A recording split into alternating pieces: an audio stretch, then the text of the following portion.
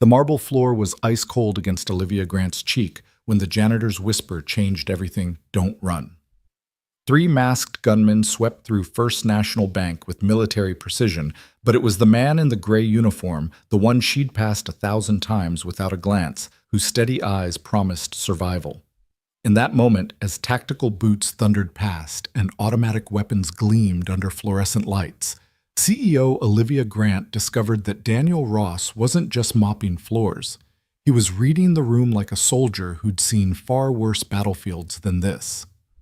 Welcome to a story where nothing is as it seems, where corporate wars spill blood on marble floors, and where a janitor's past might be the only thing standing between a powerful woman and the enemies hunting her. Stay with me until the end, and don't forget to comment your city below. I'd love to know how far this story has traveled. The morning had started like any other Tuesday in downtown Manhattan. Olivia Grant stepped out of her Tesla at 7:47 a.m., her Louboutin heels clicking against the pavement as she approached the towering glass facade of First National Bank. The October air bit through her charcoal Armani suit, but she barely noticed. Her mind was already racing through the day's agenda, the 8:30 board meeting about the Helios chip prototype, the investor call at noon, the quarterly review that would determine whether Grant Tech maintained its edge in the defense technology sector. She pushed through the revolving doors, the familiar whoosh of climate-controlled air greeting her. The lobby stretched before her 40 feet of imported Italian marble crystal chandeliers that cost more than most people's homes and the subtle scent of fresh lilies from the weekly $10,000 floral arrangement. This wasn't just any bank. First National catered exclusively to Fortune 500 executives and their companies. It was a temple to wealth, and Olivia was one of its high priestesses. "Morning, Ms. Grant," called Marcus, the security guard who'd manned the front desk for 15 years. His warm smile crinkled the corners of his eyes. "Good morning, Marcus. How's your grandson? Still crushing it in Little League? Hit 2 home runs last weekend." Marcus beamed, his chest puffing with pride. "Kid's got a scholarship in his future, mark my words." Olivia smiled, genuinely a rare occurrence these days. These small human connections were anchors in her increasingly isolated world. Since her divorce 2 years ago, since climbing to the CEO position that had cost her everything else, these brief exchanges were sometimes the only real conversations she had all day. She moved toward the executive elevator, fishing her access card from her Hermes bag. The morning crowd was filling in, bankers in their identical Brooks Brothers suits, a handful of early clients, the usual Tuesday morning ballet of capitalism. She noticed the janitor pushing his cart near the teller stations, his head down, focused on his work. Gray uniform, maybe mid-40s, unremarkable in every way. She'd probably passed him 100 times and couldn't recall ever really seeing him. That would change in exactly 3 minutes. Olivia had just pressed the elevator button when the first sign of wrongness hit her. It wasn't dramatic, just a subtle shift in the air like the pressure drop before a storm. She turned, instinctively scanning the lobby. Everything looked normal, but her gut, the same instinct that had saved her company from 3 hostile takeovers, was screaming. Then she saw them. 3 men had just entered through the revolving doors. They wore expensive suits, but something was off. Their movements were too coordinated, too purposeful. While other morning arrivals meandered toward their destinations, these 3 moved like a unit, their eyes sweeping the room in practiced arcs. The elevator dinged behind her. The doors slid open. She almost stepped inside. Almost. But then the man in the center reached into his jacket, and Olivia's blood turned to ice water. The morning sun caught the dull metal of an automatic weapon as he pulled it free. Time seemed to fracture, everything happening in horrible slow motion and lightning speed simultaneously. "Everybody on the ground now." The voice was professional, controlled not the panic scream of a desperate criminal, but the measured command of someone who'd done this before. The lobby erupted in chaos. Screams bounced off the marble walls. The sound of bodies hitting the floor created a percussion of fear. Olivia's mind went into overdrive, calculating options in milliseconds. The elevator was still open behind her, but she'd never make it. The main entrance was 40 feet away now, blocked by one of the gunmen. The emergency exits were on the far side of the teller stations. Her Krav Maga training from those executive protection courses felt laughably inadequate against automatic weapons. "I said, down!" The leader's rifle swung toward her. She dropped her knees, hitting the marble hard enough to send spikes of pain up her thighs. Her $8,000 suit would be ruined, she thought absurdly, as if that mattered when her life hung by a thread. The gunmen moved with military efficiency. One secured the main entrance, flipping the locks and pulling down security shutters with practiced ease. Another headed for the security desk, where Marcus sat frozen, his hand hovering near the silent alarm button he'd never reach in time. "Don't be a hero, old man," the gunman said, almost gently. "Hands on the desk." "That's it." The leader, the one who'd first drawn his weapon, stood in the center of the lobby, like a conductor preparing his orchestra. Through the eye slits of his tactical mask, his gaze was cold, calculating. This wasn't a smash and grab. This was something else. "Ladies and gentlemen," he announced, his voice carrying that same unnerving professionalism, "this will be over quickly if everyone cooperates. We're not here for your wallets or your jewelry. Stay down, stay quiet, and you'll have a story to tell at dinner tonight. Try to be a hero." He let the rifle's barrel drift across the crowd of prone bodies. "And you won't make it to dinner." Olivia pressed herself flatter against the cold marble, her cheek against the floor. From this angle, she could see under the teller stations, could watch feet moving in their choreographed dance. That's when she noticed the janitor. He was down like everyone else, maybe 15 feet to her left, his gray uniform making him nearly invisible against the floor. But while everyone else radiated terror bodies, rigid breathing, and panicked gasps, he was utterly still, too still.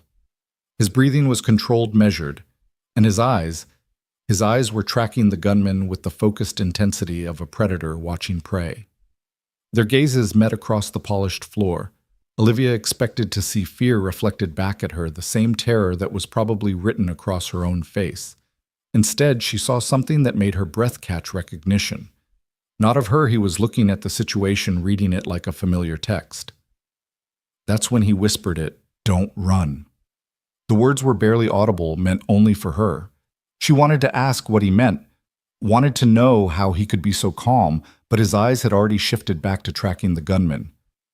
"Colin," the leader called out, and Olivia's attention snapped to the teller stations. "You're up." A teller stood Colin Weatherby, she realized, one of the senior staff members. But instead of the terror she expected to see on his face, there was grim determination. He moved to his station with purpose, his fingers flying over the keyboard. The inside man. Jesus Christ, this had been planned from the inside. 2 minutes, Colin said, his voice steady. The system's running its authentication cycle. 2 minutes for what Olivia's mind raced. The bank dealt with massive wire transfers daily, but those required multiple authorizations. The safety deposit boxes were in the basement vault, time-locked until 9 a.m. What could they be after? That Colin could access in 2 minutes. Then it hit her like a physical blow. The Helios chip. Her prototype was in the bank's ultra-secure private vault, the one reserved for items too sensitive for traditional safety deposit boxes. The vault that Colin, as a senior teller, had partial access to. The chip that could revolutionize military defense systems that 3 governments were bidding on, that her competitor Victor Crane at Prometheus Industries would kill to possess. No, not would kill. Was killing, right now. 60 seconds, Colin announced. The leader moved closer to the teller stations, his rifle casual but ready. The other 2 gunmen maintained their positions with military discipline. No wasted movement, no nervous energy. These weren't street criminals driven by desperation or addiction. These were professionals, and that terrified Olivia more than any junkie with a gun ever could. "You," the leader's voice cut through her thoughts. She looked up to find him standing directly over her, that cold gaze boring into her. "Olivia Grant." Her name on his lips felt like ice down her spine. "I have a message for you," he continued, loud enough for only her to hear. "Your board sends its regards." The board. Her mind reeled. The board of directors had been pressuring her about the Helios project, wanting her to accept Prometheus Industries' offer to partner. She'd refused, knowing it was just Victor Crane's attempt to steal her technology legally. But this wasn't legal maneuvering anymore. 30 seconds, Colin called. The janitor shifted slightly, and Olivia caught the movement in her peripheral vision. His hand had moved under his cart, and she glimpsed something that made her heart race faster, the grip of a handgun carefully concealed beneath cleaning supplies. Who the hell was this man? Don't... She breathed so quietly she wasn't sure he'd heard. If he drew that weapon, they were all dead. 3 automatic rifles against 1 hidden pistol wasn't a fight, it was a massacre. But Daniel Ross wasn't planning to draw. Not yet. His eyes remained fixed on the gunman, particularly on the one guarding the entrance. That one was getting antsy, his weight shifting from foot to foot. The other 2 were still professional, but this one was the weak link. "Time," Colin announced. "I'm in." The leader moved to the computer, studying the screen. "Transfer initiated. 90 seconds for completion." Transfer. They weren't physically stealing the chip. Olivia's mind raced through the implications.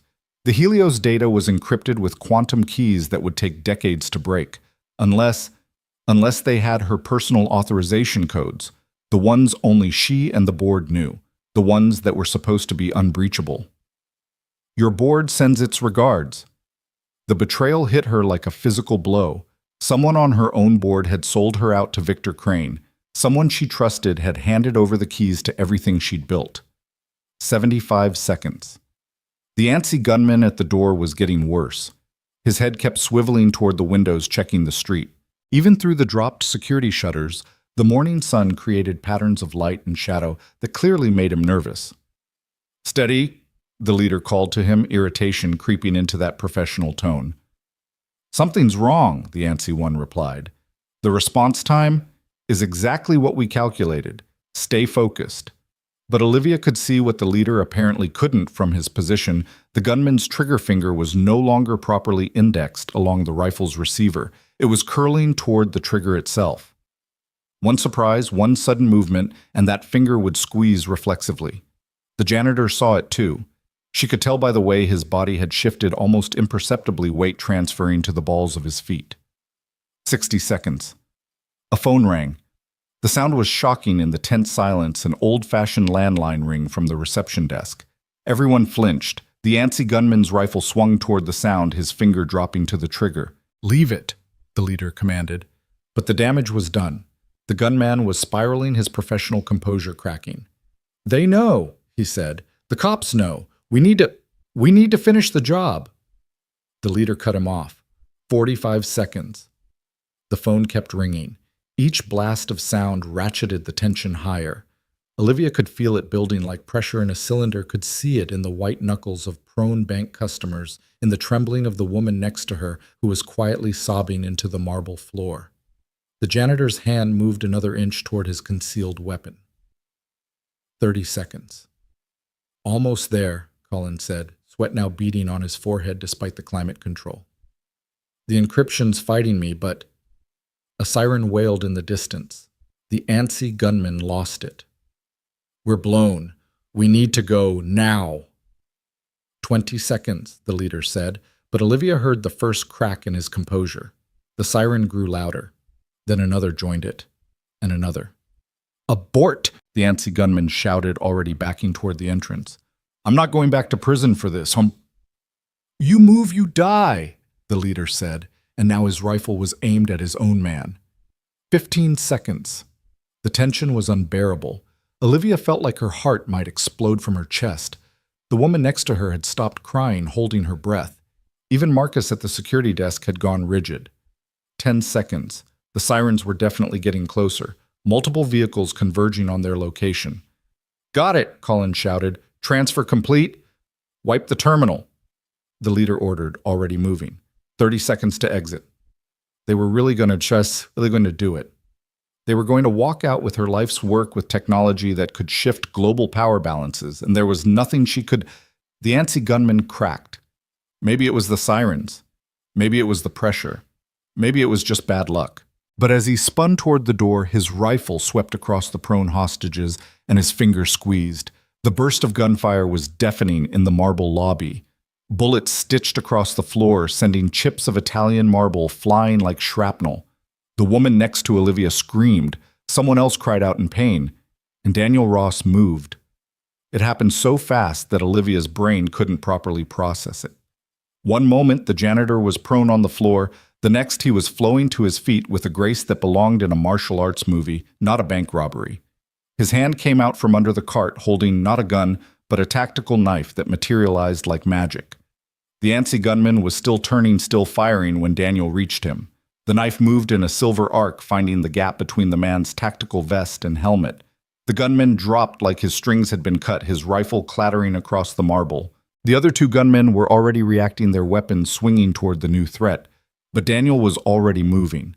He rolled behind a marble pillar as bullets sparked off the stone, came out the other side with the fallen gunman's rifle in his hands. The exchange of gunfire was brutal and brief. Daniel moved like smoke, never where the gunman expected him to be. His shots were precise, controlled targeting weapons and extremities rather than center mass. He wasn't trying to kill them, he was disabling them. The leader got off 3 bursts before Daniel's shot caught his rifle, sending it spinning from his hands. The second gunman tried to flank, but Daniel had already anticipated it was already there, the rifle stock crashing into the man's temple with a sound like a baseball bat hitting a watermelon. In less than 10 seconds, it was over. 3 gunmen down. The lobby filled with the acrid smell of cordite and the moans of the wounded. And Daniel Ross, standing in the center of it all, rifle held with the easy competence of someone who'd held far too many weapons in his life. The sirens were right outside now. Red and blue lights painted patterns through the security shutters. Daniel looked at the leader, who was clutching his injured hand, then at Colin, who stood frozen at his terminal. The transfer, Daniel said, his voice carrying an authority that hadn't been there in his whispered warning. Reverse it, now. I can't, Colin stammered. It's already... Daniel fired a shot that took out the computer monitor an inch from Colin's head. Try harder. Colin's fingers flew over the keyboard, terror making him efficient. But after 30 seconds, he shook his head. It's gone. Routed through 17 proxies and into a quantum-encrypted server. I couldn't reverse it if I had a week. The leader laughed a wet sound through what was probably a broken nose. You think you've won something, Janitor? You have no idea what you've stepped into. This was just the opening move. Daniel walked over to him, crouched down. Prometheus Industries, Victor Crane. The leader's eyes widened behind his mask. How did you... Because I've been watching, waiting. Daniel pulled something from the leader's vest, a small communication device. And now they know I'm involved, which means they'll come harder next time. This isn't your fight, the leader said. Daniel stood his gaze, finding Olivia across the chaos. It is now. The police were at the doors shouting commands. Daniel set down the rifle, raised his hands, but his eyes never left Olivia's. In them, she saw a promise and a warning. This isn't over. As the police flooded in, as EMTs rushed to the wounded, as the chaos of aftermath engulfed the lobby, Olivia's mind was spinning with questions. Who was Daniel Ross? How had he known what would happen? And most importantly, why had a janitor just saved her life with skills that belonged to special forces, not someone who pushed a mop for a living? Ma'am, are you injured? An EMT was kneeling beside her, checking for wounds. I'm fine, she managed. Though nothing about this situation was fine. Across the lobby, police were cuffing Daniel along with everyone else, standard procedure, until they could sort out what had happened. But just before they led him away, he caught her eye one more time. They'll come for you, he mouthed silently. Be ready. Then he was gone, disappeared into the maze of police procedures and witness statements that would consume the next several hours. But his warning echoed in Olivia's mind as she sat in the back of an ambulance, a shock blanket around her shoulders that she didn't remember anyone putting there. Her phone buzzed. A text from an unknown number. The Helios data is gone, but that's not what they're really after. Check your home security, now. D. Daniel. With shaking fingers, she pulled up her home security app. Everything looked normal, the house in Westchester sitting quietly in the morning sun, the grounds peaceful. But as she cycled through the cameras, she noticed it. The front door camera showed the morning newspaper on the porch. She distinctly remembered bringing it in before leaving. Someone had been in her house. After she'd left. They were still there.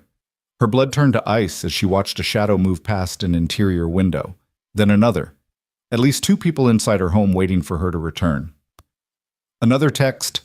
Don't go home. Meet me at Grand Central Lower Level Track 117 in 2 hours. Come alone. Trust no one else. Your board sold you out, but that's just the beginning. D. Olivia looked around at the chaos surrounding her. Police FBI agents who'd just arrived her own security team that had somehow missed everything. Any of them could be compromised. The betrayal went deeper than just Colin and the board. This was a web, and she was the spider's prey. But now she had something unexpected, a guardian angel in a janitor's uniform one, with skills that suggested his own dark past. The question was whether she could trust him, or if she was jumping from one web into another. Her phone rang. Victor Crane's name appeared on the screen. Against her better judgment, she answered. Olivia? Victor's smooth voice oozed false concern. I just heard about the terrible incident at the bank. Thank God you're safe. Cut the act, Victor. I know you were behind this. A pause. Then a chuckle. Behind it? My dear, I'm trying to save you from it. The Helios technology is too dangerous for one company to control. There are forces at play here you can't imagine. Forces you're controlling, forces I'm trying to manage. There's a difference. The attack today was messy amateur, not my style at all. But now that the data is out there in the wild, we need to work together to contain it. You stole it. I acquired it, Victor corrected, to keep it from people who would do far worse things with it. Meet with me, Olivia. Let me explain everything. 1 hour, the Prometheus building. I'll guarantee your safety. My safety? Like you guaranteed it this morning. Another pause. The janitor, Ross. You should know he's not who he claims to be. His real name is... Olivia hung up. She didn't want to hear Victor's version of Daniel's identity. She'd rather hear it from the man himself. But Victor's call had revealed something important. They didn't know Daniel had made contact with her. They thought he was just a wild card who'd interfered with their plan. She deleted Daniel's text, then stood from the ambulance. I need to go, she told the EMT. Ma'am, you should really be checked for shock. I'm fine. She spotted Detective Morrison, the lead investigator. Detective, I've told you everything I know. I need to get to my office deal with the fallout from this. Morrison looked skeptical. Ms. Grant, you're a material witness to a major crime. And frankly, given that you seem to have been specifically targeted, am I under arrest? No, but then I'm leaving. You have my contact information. She walked away before he could protest further, hailing a cab at the corner. Grand Central, she told the driver. Then added, take the long way. I need to make some calls. As the cab pulled into traffic, Olivia gazed back at the bank, now surrounded by emergency vehicles and media vans.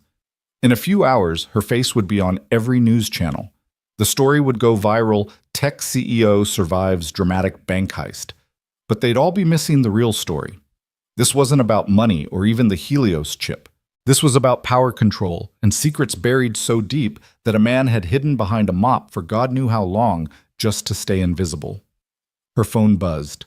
Her head of security. Ms. Grant, where are you? We've lost your signal.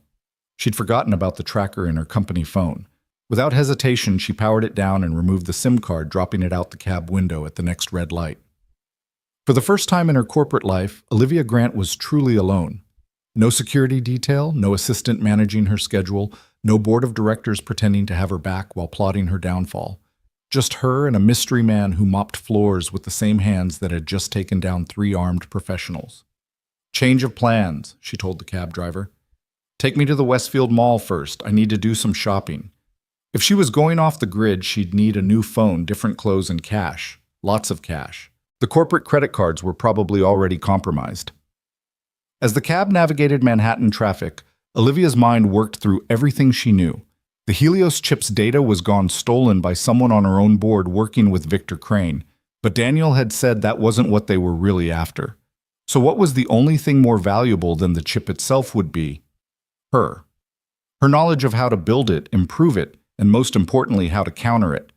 The chip was just technology. She was the mind behind it. They weren't trying to steal from her. They were trying to acquire her.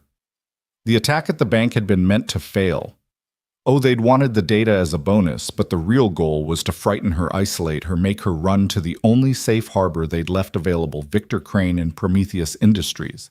But they hadn't counted on Daniel Ross.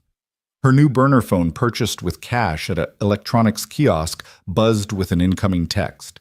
How had he gotten the number she hadn't given it to anyone? Good instinct ditching the company phone. You're learning. Change in plans. They're watching Grand Central. New location, the Bethesda Fountain Central Park. 1 hour. Look for the hot dog vendor with the Yankees cap. D. Olivia smiled grimly. He was testing her, making sure she wasn't being followed, wasn't compromised. Smart. But she had her own tests to run. She Googled Daniel Ross Janitor First National Bank on her burner phone. No results. She tried variations, searched social media employment databases she could access. Nothing. Daniel Ross didn't exist in any digital footprint she could find. But then she tried a different search, military contractors disappeared 2019. It was a hunch based on the way he'd moved, the precision of his violence. The results were mostly news articles about various scandals, but one caught her eye: Blackwater operative presumed dead after Afghanistan mission goes wrong. But the article was thin on details, classified information blocking most of the story. But there was a photo of the operative's unit faces blurred for security, all except one that had been partially revealed due to a technical error. The jawline, the build, it could be Daniel. The operative's code name was mentioned once, Shepherd, as in someone who protects the flock. The cab pulled up to Central Park. Olivia paid in cash, pulled the baseball cap she'd bought low over her eyes, and entered the park. The normalcy of it all was surreal: joggers passing by, tourists taking photos, children playing. None of them knew that their world balanced on the edge of something dangerous. She found the Bethesda Fountain easily enough, and sure enough, there was a hot dog vendor in a Yankees cap. But as she approached, she noticed something: his hands. They were too steady, too clean. No one who handled hot dogs all day had hands that pristine. "You hungry?" the vendor asked, but his eyes were scanning the area behind her. "Depends on what you're serving," she replied carefully. He smiled slightly. "Boss says you're clear. Southwest Path, third bench. He'll find you." Olivia walked in the indicated direction, her nerves singing with tension. Every person she passed could be a threat. Every shadow could hide an enemy. This was what her life had become in the span of 3 hours. She found the bench and sat, trying to look casual. The minutes stretched like hours. Then suddenly he was there, sitting beside her as if he'd materialized from thin air. Daniel Ross looked different out of his janitor's uniform. He wore jeans and a simple jacket, but she could see the warrior beneath the casual clothes now. The way he sat allowed him to see every approach. His hands rested in positions that could reach concealed weapons in fractions of seconds. "They're gone," he said without preamble. "The men waiting at your house. They left 20 minutes ago when you didn't show." "How do you know?" "I've been watching them watch you for 3 weeks." The implications of that statement hit her like a slap. 3 weeks? You've known this was coming for 3 weeks. I've known something was coming for 3 months. It took me 3 weeks to narrow it down to you and the Helios project. "Who are you?" The question came out as barely a whisper. Daniel was quiet for a long moment, watching a family feed ducks at the pond. Someone who made powerful enemies. Someone who died in Afghanistan officially. Someone who came back to find his life erased and his daughter threatened if he ever surfaced again. Daughter. The word humanized him in a way nothing else could have. "They let me live on one condition," he continued, "that I stay dead. No contact with my former life, no using my skills, no drawing attention, so I became invisible. A janitor. Nobody looks at the janitor." "But you acted today. You broke your cover." "Because they broke the rules first." His voice hardened. 3 weeks ago, someone accessed my sealed records. Someone very powerful with very deep connections. They were looking for pressure points, weaknesses. They found my daughter. Victor Crane. Crane is middle management in this game. There are players here you've never heard of, Olivia. Defense contractors who make Prometheus look like a corner store. Government officials who've forgotten which flag they serve. And now they all want what's in your head. The Helios technology. No. Daniel turned to look at her directly. Helios is version 1. What they want is what you haven't built yet. Version 2. The one that makes Helios obsolete. Olivia's blood ran cold. How could they know about Project Aurora, the theoretical framework you've been developing in private, the quantum-entangled defense system that would make traditional warfare impossible? That's impossible. I haven't told anyone. The files are encrypted on an air-gapped computer that never touches any network. Your board member Harrison Blackwood. He's been in your home office, photographed your handwritten notes during the dinner party you hosted last month. The violation of it made her sick. Harrison had been her mentor, had helped her build Grant Tech from nothing. I need proof. Daniel pulled out a phone, showed her photos. Harrison in her office using a micro camera. Harrison meeting with men she didn't recognize in a parking garage. Harrison receiving an envelope that undoubtedly contained more money than most people saw in a lifetime. My God. He's just the tip of the iceberg. Richardson is compromised too, and your CFO Jennifer Walsh. Jennifer. But she's my friend. We've known each other since college. They got to her through her son. He has a drug problem she's been hiding. They've been supplying him in exchange for information. Olivia felt her world crumbling. Everyone she trusted, everyone she'd built her empire with had betrayed her. So what do I do if the entire board is compromised? Not the entire board. You have 2 allies left, but they don't know about each other or the full scope of what's happening. Margaret Chen and Douglas Porter. Chen's clean because she's too new, only joined 6 months ago. Porter's clean because he's too stubborn and too rich to be bought or blackmailed. How long have you been investigating my life? Long enough to know you're in over your head, but also long enough to know you're the only one who can stop what's coming. Which is... Daniel was quiet for a moment, watching a jogger pass. When he spoke again, his voice was grim.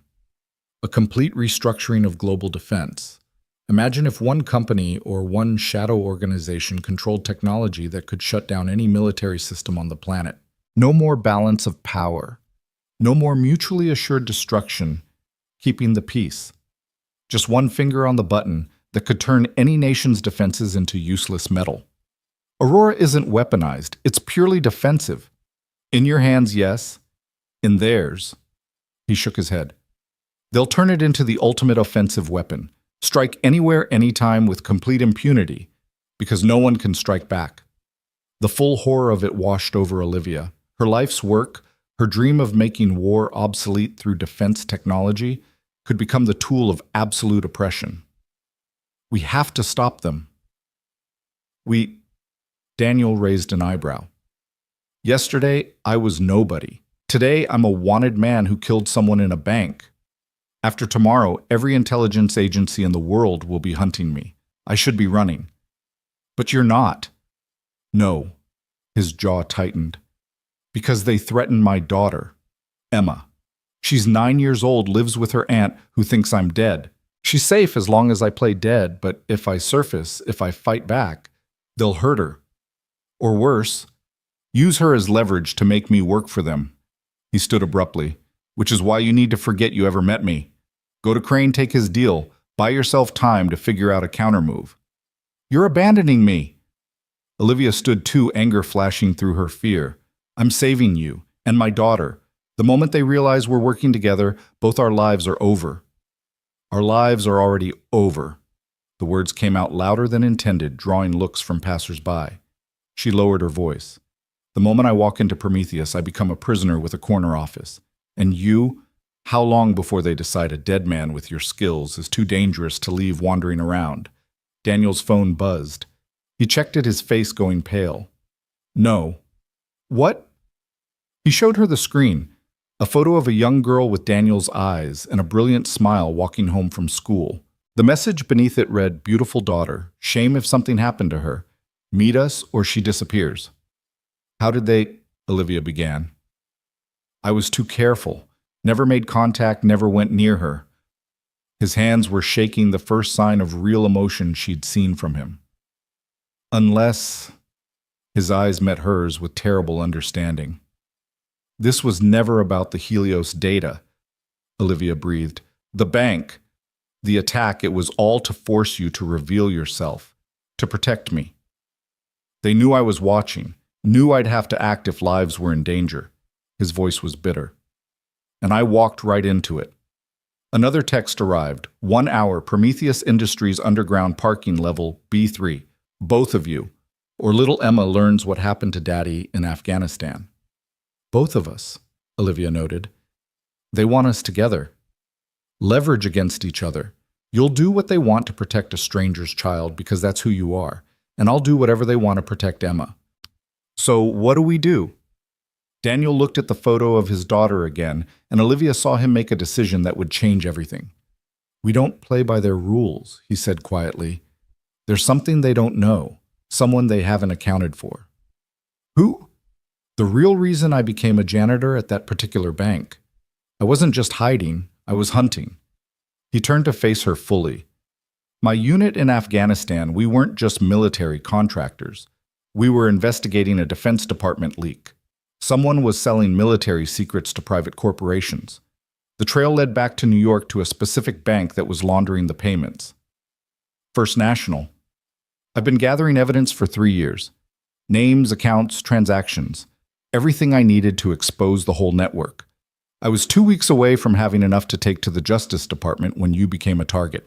So you chose to save me instead of completing your mission. I chose to save an innocent woman, but maybe I can do both. He pulled out a different phone, one she hadn't seen before. This contains everything I've gathered, every crime, every traitor, every payment. It's encrypted with a dead man's switch. If I don't enter a code every 12 hours, it uploads to every major news outlet and law enforcement agency in the world. Your insurance policy. Our insurance policy now. He handed her the phone. The code is Emma's birthday backward, 4102151. If something happens to me, nothing's going to happen to you. We're going to save your daughter and stop these bastards. How they hold all the cards. Olivia smiled for the first time since the bank. No, they don't.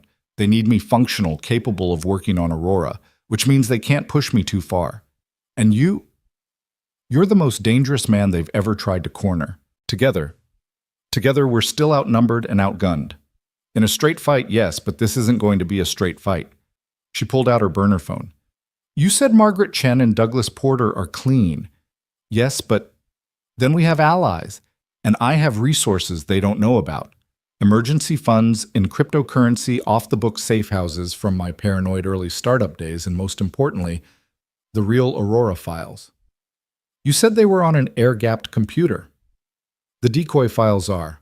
The real ones, she tapped her temple. Up here. I learned long ago never to write down anything truly valuable. Daniel stared at her with something approaching respect. You've been playing a longer game than anyone realized. I'm a woman in tech who climbed to the top of a male-dominated industry. I've always had to play a longer game. Her phone buzzed with an alert. 45 minutes. We need to move. I know a way into Prometheus that they won't expect. But first we need to make a stop. Where? My apartment, the real one, not the cover identity's rat hole. If we're walking into the lion's den, we're going armed. They left the park separately, taking different exits, different routes. Olivia hailed a cab to a location 3 blocks from the actual destination, while Daniel disappeared into the subway. They reconvened at a building in Queens that looked abandoned from the outside. Charming, Olivia muttered. That's the point. Daniel led her to a service entrance through a maze of hallways that shouldn't exist according to the building's official floor plan. Finally, they reached a door that looked like a maintenance closet, but opened into something else entirely. The apartment beyond was a study in contrasts, sparse, military efficient, but with touches of humanity, a child's drawing framed on one wall, a photo of a younger Daniel in uniform, with his unit a small collection of well-worn books. But it was the wall of weapons that drew Olivia's attention. Rifles, handguns, knives, and things she couldn't even identify, all meticulously maintained and organized. Jesus, were you planning to start a war? Planning to survive one. Daniel moved to the wall, selecting weapons with practiced efficiency. Can you shoot? I took lessons after my first death threat 2 years ago. Lessons. He shook his head. Here. He handed her a compact Glock 19. Point and squeeze. Don't overthink it. That's your advice, don't overthink it. In a firefight. Yes, thinking gets you killed. Reacting keeps you alive. He strapped on a shoulder holster slid in a Sig Sauer. A knife went into his boot, another inside his jacket. But with any luck, we won't need these. Then why bring them? Because luck is for amateurs. He moved to a safe hidden behind the framed drawing, pulled out a thick envelope. And because I'd rather be tried by 12 than carried by 6. What's that mean? Better to face a jury for killing someone than have 6 pallbearers at your funeral. He opened the envelope, revealing multiple passports, credit cards, cash, and various currencies. If this goes sideways, if we have to run, these will buy us time. I'm not running. Not anymore. Even if it means Emma, we're saving Emma. All of us. No one gets left behind. She checked her phone. 20 minutes. How do we get into Prometheus without walking through the front door? Daniel smiled grimly. Through the one entrance Victor Crane doesn't know about, the one I installed 3 months ago when I did a reconnaissance run disguised as an HVAC repair tech. You've been planning this for 3 months. I've been planning for every contingency for 3 months. Prometheus was always a possibility. He moved to a laptop, pulled up building schematics. There's a maintenance tunnel that connects to the old subway access. It's been sealed for 40 years, but I unsealed it. Leads directly to sub-basement level B2. From there we can access B3 without going through their security. Won't they have cameras? They will, which is why we're going to give them something to look at. He pulled up another screen showing what looked like security footage. I've had their system compromised for weeks. At exactly 3:47, every camera in B2 and B3 will show a loop of empty corridors for 15 minutes. Enough time to get in, get Emma, and get out.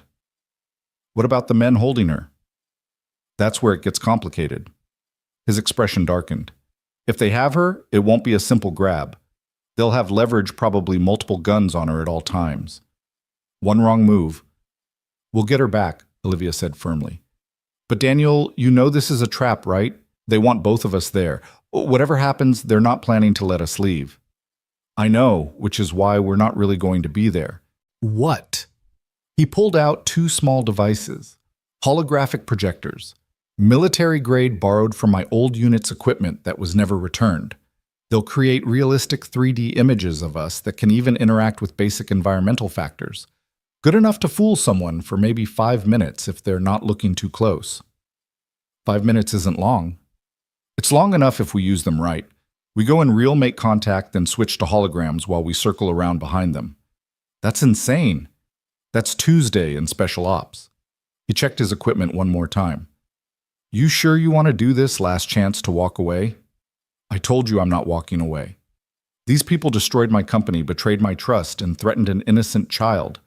They're going to learn what happens when you corner someone with nothing left to lose. Daniel nodded slowly.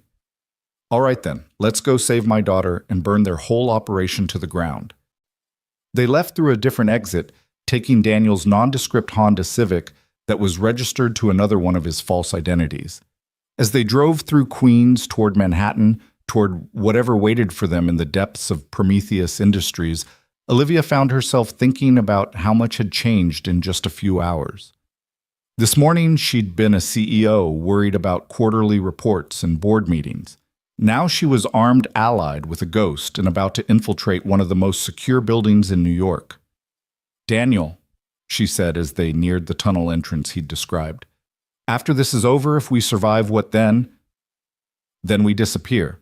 New identities, new lives, somewhere they'll never find us. All of us.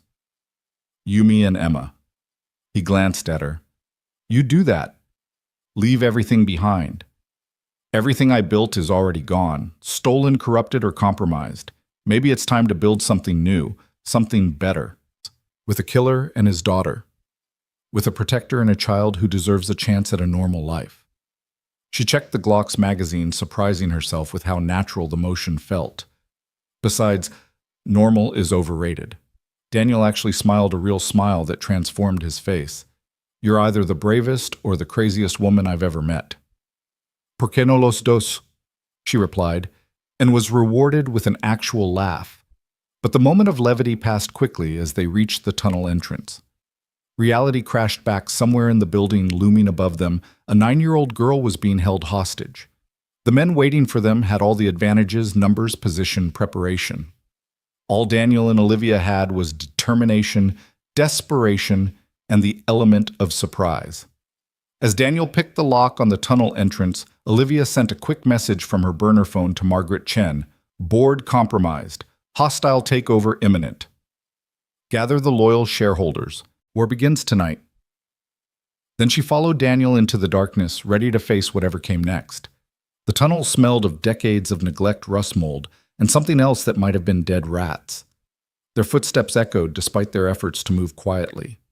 Emergency lighting that Daniel had installed cast eerie shadows on the walls. "Stay close," he whispered, "and whatever happens, remember. React, don't think. I got it." They reached the access point to B2. Daniel checked his watch. 30 seconds until the camera loop starts. Those 30 seconds felt like 30 years. Then Daniel's phone vibrated once the signal that the loop was active. They emerged into a pristine corporate hallway, the contrast to the tunnel jarring. Everything here was marble and glass cold efficiency that probably cost millions to achieve. This way, Daniel led her through a maze of corridors moving with purpose but not haste. To anyone watching, they might have been maintenance workers or lost visitors. They reached the stairwell to B3. Daniel paused, pulling out a small device that he ran along the door frame. Clean, no additional sensors. They descended into B3, which was different from the floor above. Darker, more industrial. This was where Prometheus kept things they didn't want the public to see. "The parking section is through here," Daniel whispered, leading her through another door. The underground parking was vast, filled with expensive vehicles and shadows. At the far end, Olivia could see a cluster of people around a black SUV. Her heart clenched when she saw the small figure between them. Emma, looking terrified but trying to be brave, just like her father. Victor Crane stood beside the SUV like a maestro preparing for his final performance, his silver hair gleaming under the harsh fluorescent lights of the underground parking garage. Even from 50 yards away, Olivia could see the satisfaction on his face, the smug certainty of a man who believed he'd already won. 4 men flanked him, all wearing tactical gear that looked military-grade but bore no insignia, their weapons held with the casual competence of professionals who'd killed before and wouldn't hesitate to kill again. Emma stood between 2 of them, her small frame dwarfed by their bulk. She wore her school uniform, the one from the photo, but it was wrinkled now, torn at one sleeve. Her face was pale, but composed, showing a strength that no 9-year-old should have to possess. She was her father's daughter, Olivia realized, seeing the same quiet defiance in her young eyes that she'd seen in Daniel's at the bank. "She's being brave," Daniel whispered, his voice tight with barely controlled rage. "Too brave. They've threatened her with something worse than just hurting her." "How can you tell?" "The way she's standing, not trying to run, not crying. They've told her that if she doesn't cooperate, someone else gets hurt, probably her aunt." His hands clenched into fists. Classic psychological manipulation. Make the victim complicit in their own captivity. Olivia felt her own anger rising, a cold fury that surprised her with its intensity. She'd faced corporate sharks before, hostile takeovers, betrayals that cost millions. But this was different. This was a child being used as a pawn in a game she hadn't chosen to play. "Positions?" Daniel murmured, his tactical mind already working. 2 shooters high, probably more we can't see. The cars are arranged to create a kill box. If we walk in there straight, we're dead before we take 3 steps. So we use the holograms. Not yet. First, we need to change the game board. He pulled out his phone, fingers flying over the screen. "I'm triggering a fire alarm on B1. In about 30 seconds, this place is going to get very busy." "Won't they just ignore it?" "Corporate security won't. They're legally required to investigate. That'll pull at least some of their backup away." He handed her a small earpiece. "Put this in. Once we separate, this is how we stay connected." The earpiece was nearly invisible once in place. Olivia heard Daniel's voice crystal clear in her ear as he continued, "When the alarm goes off, you're going to walk straight toward them. Hands visible, no sudden movements. You're the prize they want functional. They won't shoot you. And you, I'll be exactly where they don't expect me." He pulled something from his jacket, a small device that looked like a car key fob. "This controls the holograms. Once you're close enough, hit the red button. It'll project both our images from the emitters I'm about to place." "How will I know when—" "You'll know." His eyes met hers, dark and serious. Olivia, whatever happens, if I tell you to run, you run. Don't look back. Don't try to help. Just run. I'm not leaving you or Emma. You will if I tell you to, because if this goes wrong, someone needs to survive to expose them. That's you.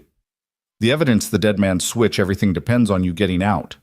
Before she could argue, the fire alarm erupted above them, a piercing wail that echoed through the parking structure. As Daniel had predicted, several of the tactical dressed men immediately spoke into radios, two of them jogging toward the stairwell. Now, Daniel breathed. Walk. Slowly. Hands where they can see them. Olivia stepped out from their cover, her heart hammering so hard she was sure everyone could hear it. The remaining men immediately trained their weapons on her laser sights, creating a constellation of red dots on her chest. Ms. Grant, Victor called out, his voice carrying easily across the space. Right on time, though I expected you to use the front door like a civilized person. Civilization went out the window when you kidnapped a child, Victor. Her voice was steadier than she felt, anger overriding fear. Kidnapped. Such an ugly word. Let's call it protective custody. After all, with her father being so unpredictable, who knows what might happen to poor Emma here? The girl flinched at her name, but didn't speak. Up close now, Olivia could see the tear tracks on her cheeks, though her eyes were dry now. She was running on pure courage, and it was running out. I'm here, Olivia said now, 20 feet away. Let her go. Oh, we will. Once you and Mr. Ross agree to our terms. Speaking of which, where is our mysterious janitor? I know he's here. My men saw you both enter the tunnels. Right here. Daniel's voice came from everywhere and nowhere, echoing off the concrete walls. The men spun weapons, searching for a target, but he remained invisible. Did you really think I'd walk into your kill box, Crane? I think you'll do whatever it takes to save your daughter. Fathers are so predictable that way. Victor pulled out a pistol, pressed it against Emma's head. The girl went rigid, but still didn't make a sound. Show yourself, or I'll demonstrate just how serious I am. Daddy, don't... Emma's voice broke the silence, small and terrified. They want to hurt you. Don't come out. Olivia's hand found the hologram control in her pocket. Not yet, she told herself. Wait for the moment.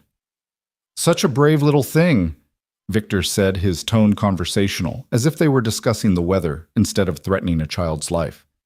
You've raised her well, Ross. It would be a shame to end that raising prematurely. You hurt her, you lose all leverage. Daniel's voice was closer now, though Olivia still couldn't see him. Do I think Miss Grant would be quite motivated to cooperate after watching something so traumatic. Wouldn't you, Olivia? The sound of her first name from his lips made her skin crawl. What do you want, Victor? Really? This isn't just about Aurora or the Helios chip. This is something bigger. Clever as always. He smiled, the expression not reaching his eyes. You're right, of course. This is about the future, about who controls it. Governments are obsolete, constrained by borders and bureaucracy. Corporations like ours. We're the new world order, but only if we have the right tools. Tools like Aurora. Tools like you, my dear. Aurora is just code and mathematics. You're the mind that can evolve it, improve it, weaponize it properly. With Ross here providing the tactical applications, the two of you could create something that would make nuclear weapons look like firecrackers. We'll never work for you, Daniel said, and suddenly he was visible stepping out from behind a concrete pillar 30 feet to Victor's left. Every weapon immediately swung toward him. Never is such a long time, Victor said, and you'd be surprised what people will do when properly motivated. For instance, Emma here has an aunt, doesn't she? Sarah, I believe, lovely woman. Elementary school teacher? It would be tragic if something happened to her. Car accident, perhaps. Or maybe a home invasion gone wrong. Emma made a small sound, the first crack in her composure. Daniel took a step forward, and every laser sight centered on his chest. Then there's your extended network, Ross, Victor continued. Your old unit members who helped you disappear. Martinez in Texas, Washington, and Florida. Chen in Seattle. Oh yes, we know about all of them. Their families too. How many people are you willing to sacrifice for your principles? You're talking about mass murder, Olivia said, horrified. I'm talking about consequences. Every choice has them. You can choose to cooperate and everyone lives happily ever after. Or you can choose to resist and people start dying. Not all at once, of course. We'll start small. Maybe Chen's daughter breaks her leg in a skiing accident. Compound fracture, very nasty. Then Martinez's wife gets food poisoning, but it's a particularly virulent strain. Each incident worse than the last until you both understand that resistance truly is futile. You're insane, Olivia breathed. I'm practical. The world is changing, Ms. Grant. Climate collapse, resource wars, population displacement, chaos is coming. Someone needs to maintain order, and that someone needs absolute power to do it. Your technology provides that power. Daniel had moved closer during Victor's monologue, now only 15 feet from his daughter. Olivia could see him calculating angles, distance, probabilities. But there were too many guns, too many variables. Even he couldn't take them all before someone got hurt. That's when Olivia noticed something Victor hadn't one of his men. The one furthest from the group was acting strange. His weapon was still raised, but his stance had shifted. He was facing outward now, watching the stairwell instead of Daniel. Her earpiece crackled. When I move, you hit the button, Daniel's voice somehow transmitting without speaking aloud. Subvocal mic, she realized. Military tech. Mr. Crane, the strange acting guard called out. We have a problem. Not now, Phillips. Sir, the fire alarm wasn't random. Security's reporting multiple breach points. Someone's in the building. Victor's composure cracked slightly. Who? Unknown. But they're good. Professional. They've taken down 6 of our men already. Daniel smiled, the expression sharp as a blade. Did you really think I came alone, Crane? That I'd trust my daughter's life to just one plan? It was a bluff, Olivia realized. There was no backup. But Victor didn't know that, and doubt was spreading among his men like a virus. Their formation, previously rock-solid, began to waver as they tried to watch all directions at once. You're lying, Victor said, but uncertainty colored his voice. Am I Phillips? How many breach points did security report? Phillips checked his radio. 4, sir. Teams entering from the north stairwell, south elevator shaft, west loading dock, and the executive elevator. The executive elevator goes straight to your office, doesn't it, Victor?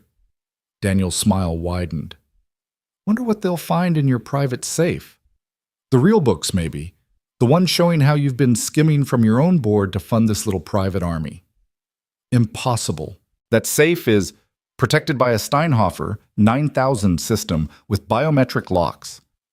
Yeah, those are good, unless you have the override codes from the manufacturer, which my friend in the executive elevator happens to have. More doubt, more weapons wavering. Olivia could feel the moment approaching like a wave building far out at sea. Her hand tightened on the hologram control. Even if you're telling the truth, Victor said, rallying, we still have your daughter. Nothing changes that. Everything changes that, Daniel said softly, because now you're fighting on multiple fronts. Your men are divided, your attention is split, and you have no idea how many enemies you're actually facing. An explosion echoed from somewhere above them, the sound muffled but unmistakable. The lights flickered. 2 more of Victor's men immediately headed for the stairs, leaving only 4 plus Victor himself. Sir, we need to move, Phillips urged. If the building's compromised, we're not going anywhere until... Victor began. Daniel moved. It was like watching a force of nature unleashed. One moment he was standing still, the next, he was a blur of motion. His first target was the man closest to Emma, a strike to the throat that dropped him gasping. The second man was turning, bringing his weapon around when Daniel's knife found the gap in his body armor. Olivia hit the button. The holograms appeared instantly perfect duplicates of herself and Daniel that materialized in different positions. The remaining guards, already confused by the speed of Daniel's attack, hesitated for a crucial second, unsure which targets were real. Daniel used that second to grab Emma, rolling with her behind a concrete barrier as gunfire erupted. Bullets sparked off the floor where they'd been, where the holograms still stood.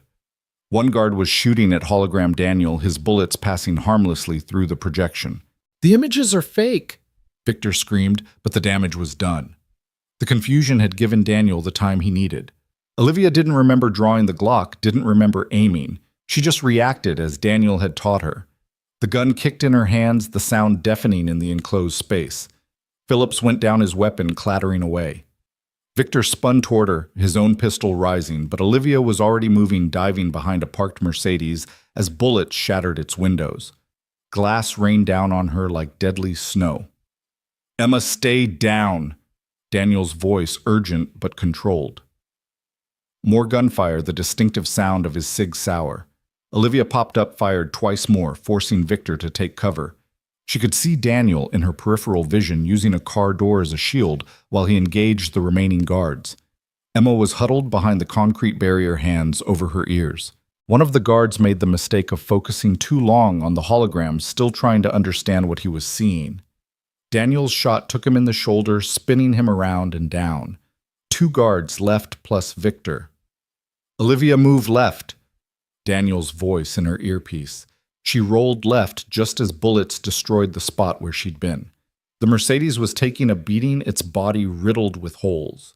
She needed better cover. There, a support pillar, thick concrete that could stop anything short of a rocket.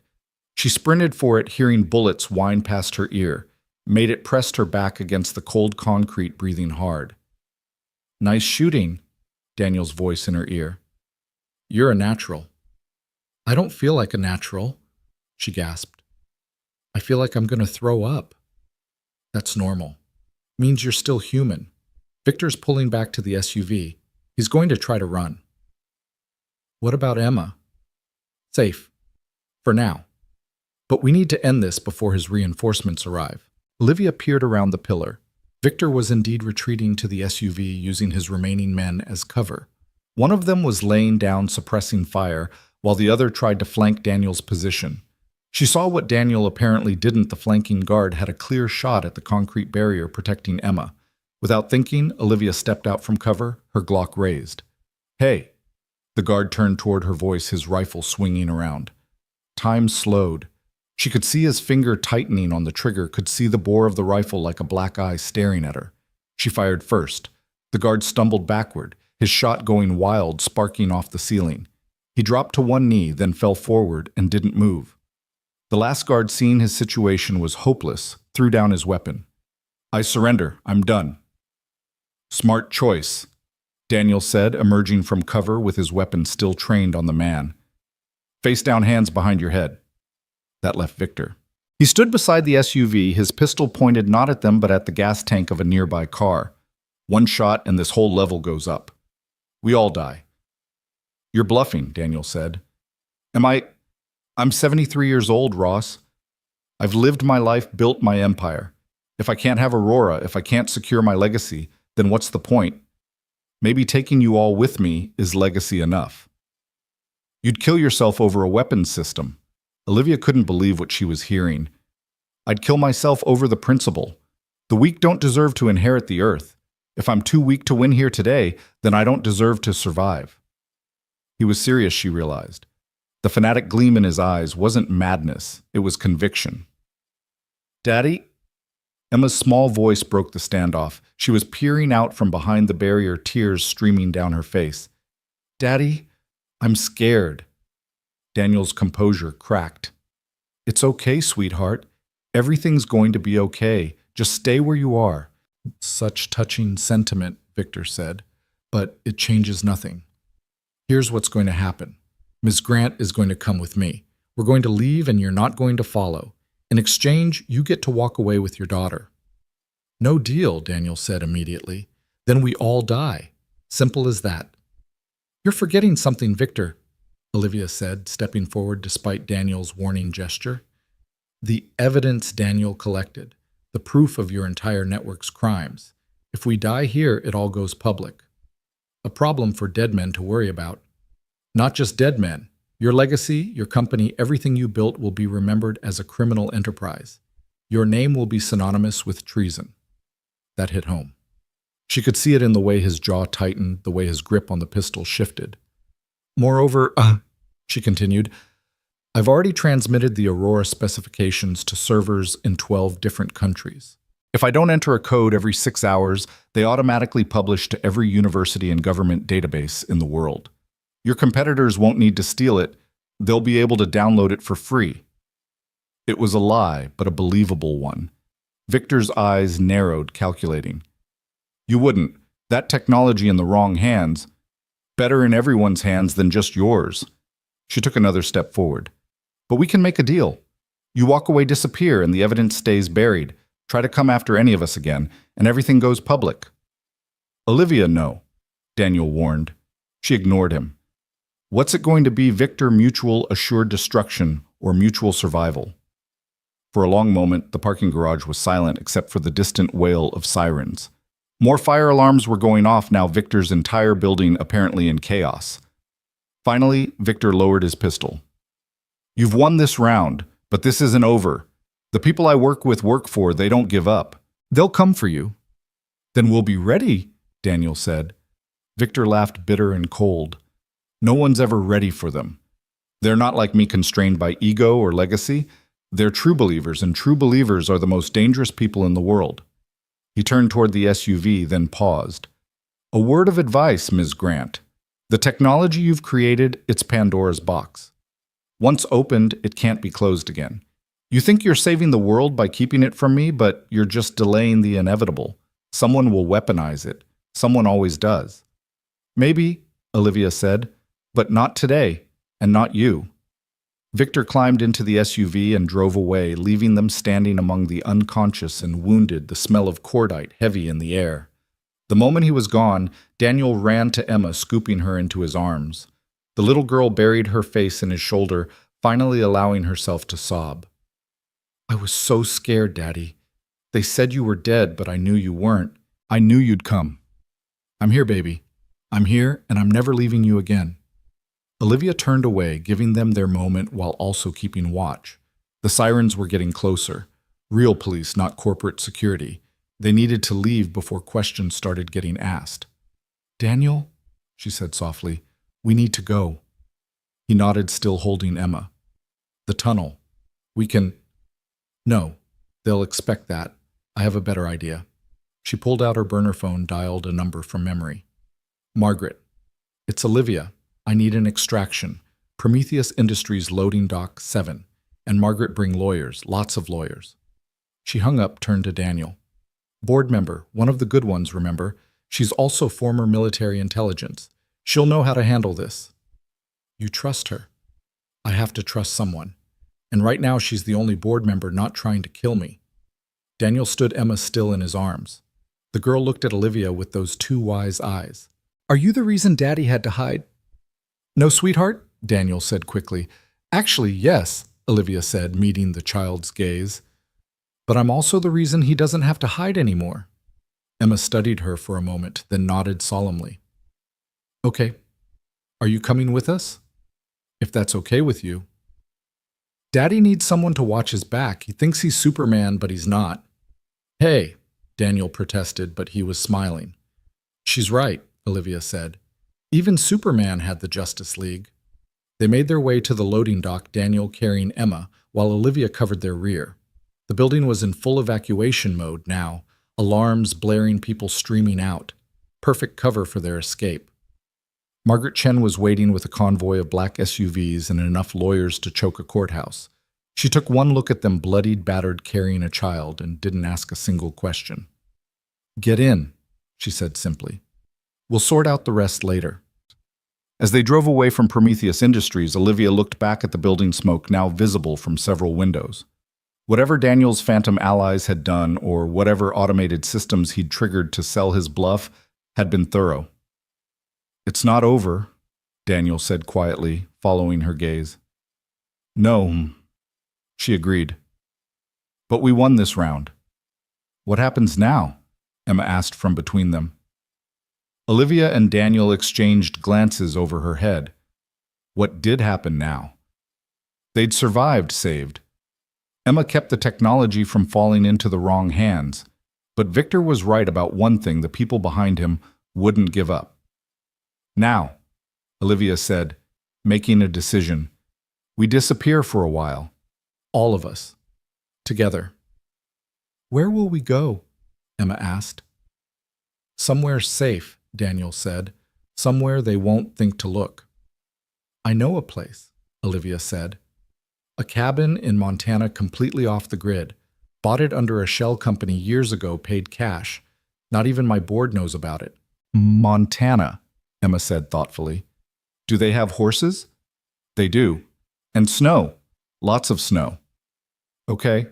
She leaned against her father, exhaustion finally catching up with her. Can Olivia come with us, Daddy? I like her. She's brave. Daniel looked at Olivia, something warm in his eyes. Yeah, sweetheart. She can come with us.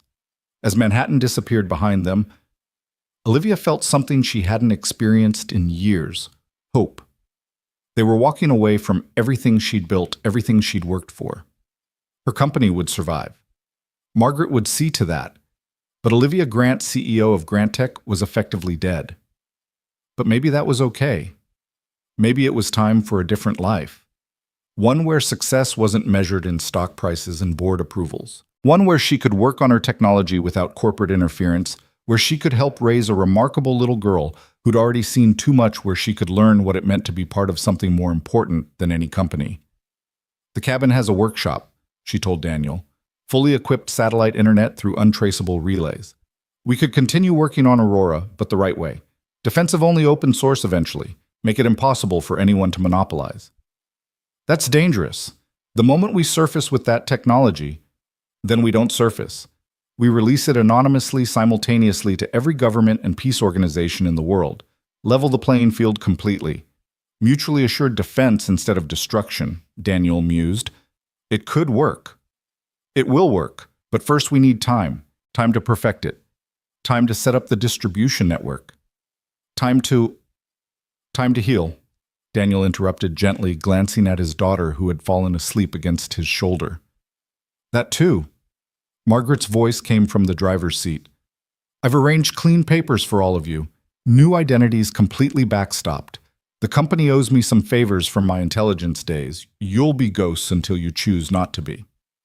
What about GrantTech? Olivia asked. I'll handle it. Emergency board meeting tonight. Harrison Blackwood and the other compromised members are about to discover that their golden parachutes have very large holes in them. Securities fraud, corporate espionage, conspiracy. They'll be too busy trying to stay out of prison to worry about you. And Victor? Victor Crane is about to have his own problems. Turns out the IRS has been very interested in Prometheus Industries' accounting practices. They just needed someone to point them in the right direction. Olivia smiled. Margaret Chen was proving to be a more valuable ally than she'd ever imagined. They switched vehicles twice more, standard counter-surveillance protocol, according to Daniel.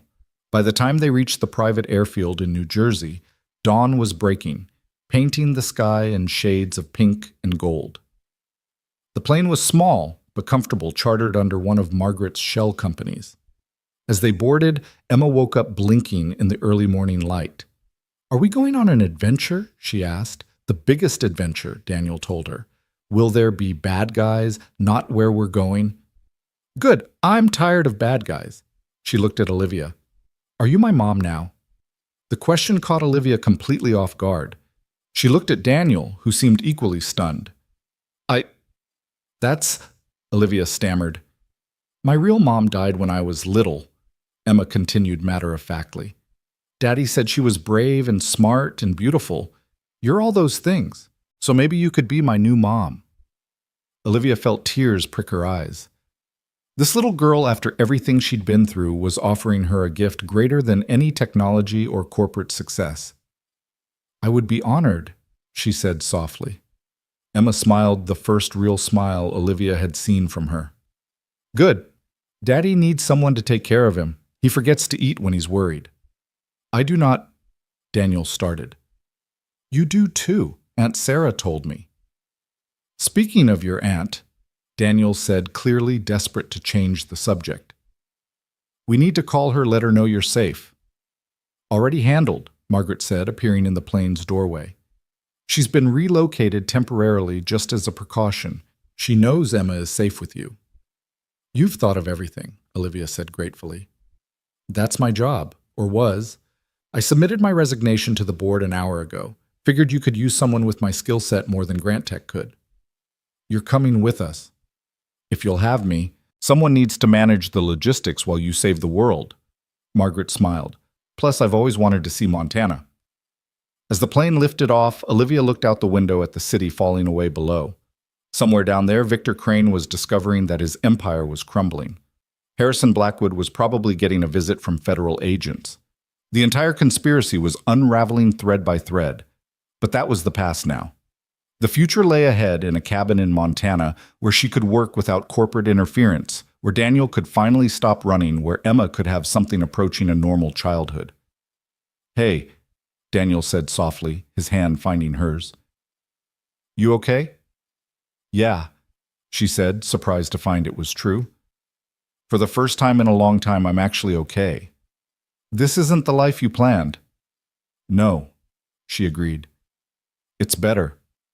Emma had crawled into her lap at some point, falling asleep again with the resilience only children possessed. Daniel's arm was around them both, protective and warm. Margaret was up front with the pilot, already working on their new identities, creating people who had never existed but would seem absolutely real to anyone who looked. The sun climbed higher, bathing the cabin in golden light. Below them, America stretched out in all its vast possibility. Somewhere out there were more Victor Cranes, more conspiracies, more threats to peace and freedom. But there were also more people like Margaret willing to sacrifice comfort for conviction. More people like Daniel who would stand up to evil no matter the cost. And maybe, just maybe, there were more people like herself who could create tools for peace instead of war. The flight to Montana would take 4 hours. 4 hours to leave Olivia Grant CEO behind and become someone new, someone better. Someone who measured success not in stock prices, but in the laughter of a child, the trust of a partner, the knowledge that she was working towards something greater than profit. "Daniel," she said quietly, not wanting to wake Emma. "What you did back there calling their bluff about having backup, that was brilliant." "Who says it was a bluff?" He smiled mysteriously. "You don't survive in my world without having contingency plans." "But you said..." "I said I came alone to save Emma. That doesn't mean I didn't have insurance." He pulled out his phone, showed her a series of messages. "Martinez, Washington, Chen, my old unit. They were never in danger from Victor. They were my backup running cyber operations from 3 different states. The explosions, the system intrusions, the chaos, all them." "You clever bastard." "Language," he warned, glancing at Emma. "You clever genius," she corrected. "Better." He was quiet for a moment. "Olivia, what you did back there standing up to Victor protecting Emma, you didn't have to do any of that." "Yes, I did. The moment they took her, the moment they tried to use an innocent child as leverage, it became my fight too." She stroked Emma's hair gently. "Besides, someone once told me that in a firefight, thinking gets you killed. Reacting keeps you alive." "Smart man." "The smartest." She leaned into him, feeling his warmth, his strength. "So, Mr. Ross, or whatever our new names, will be ready to disappear. With you, ready for anything." Outside the window, the landscape was changing, cities giving way to farmland to forests and mountains. Somewhere ahead was their new life, hidden and safe, at least for now. They would work on Aurora, perfect it, prepare it. And when the time was right, they would release it to the world, ensuring that no one could ever again threaten a child to steal power. But that was tomorrow's fight. Today they had won.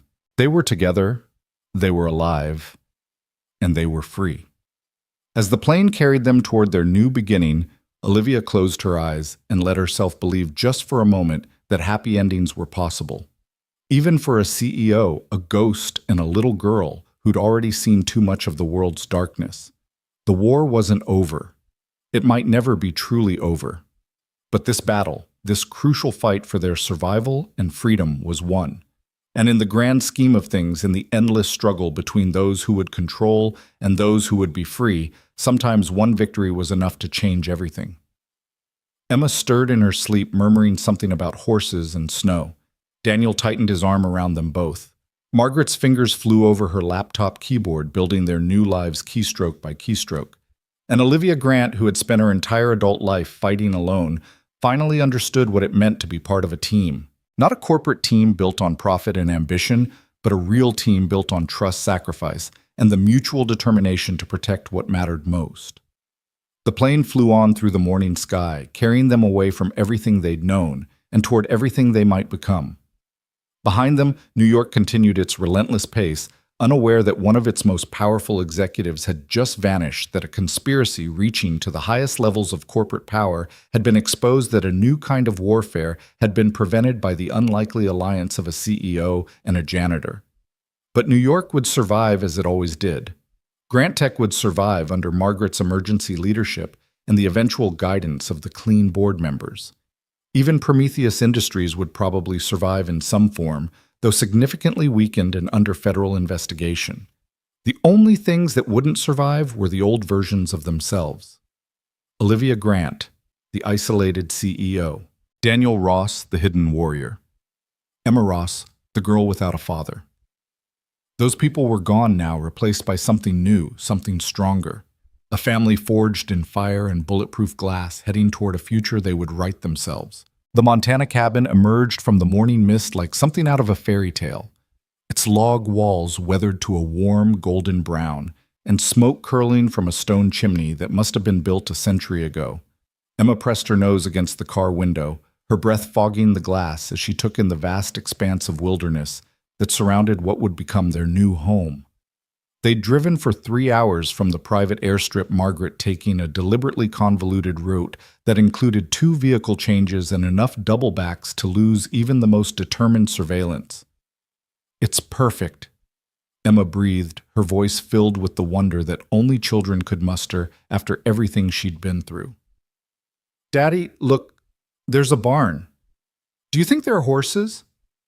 "We'll have to check it," Daniel said, but his eyes were scanning the property with professional assessment, cataloging sight lines, defensive positions, potential vulnerabilities.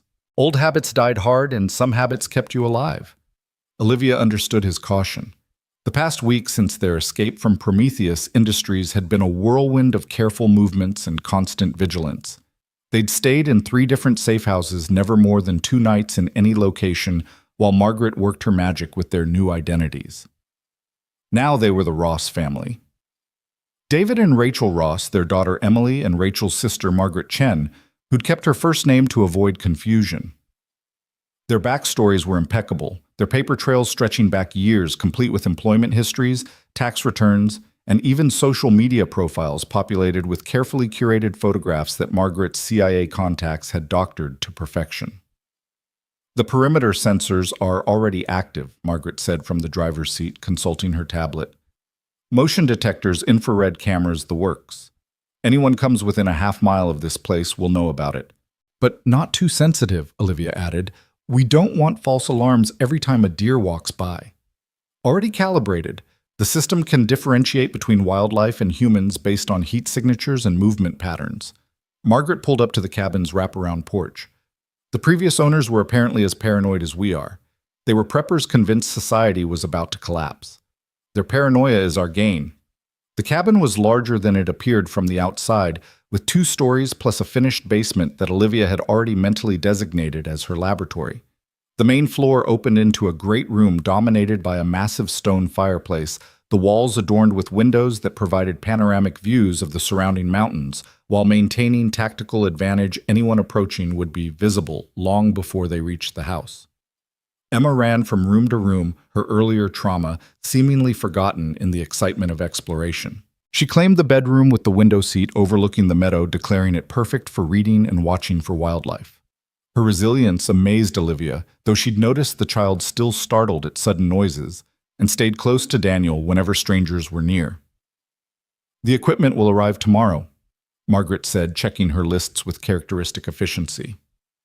"Everything you specified for the lab, plus supplies, for at least 6 months. After that, we'll establish a regular delivery schedule through intermediaries. Nothing that can be traced back to us." "What about communications?" Daniel asked, testing the locks on each window with methodical precision. "Satellite internet through a series of encrypted relays. It'll be slower than what you're used to, but completely secure. I've also set up a dark web protocol for emergency communications with my remaining contacts." Olivia found herself in what would become her workspace, a room that had probably been a study with built-in bookshelves and a view of the mountains that took her breath away. So different from her corner office at Grant Tech with its view of Manhattan's steel and glass. That life felt like a dream now, or perhaps this was the dream. It was hard to tell sometimes. You okay? Daniel appeared in the doorway, moving with that silent grace that still unnerved her sometimes.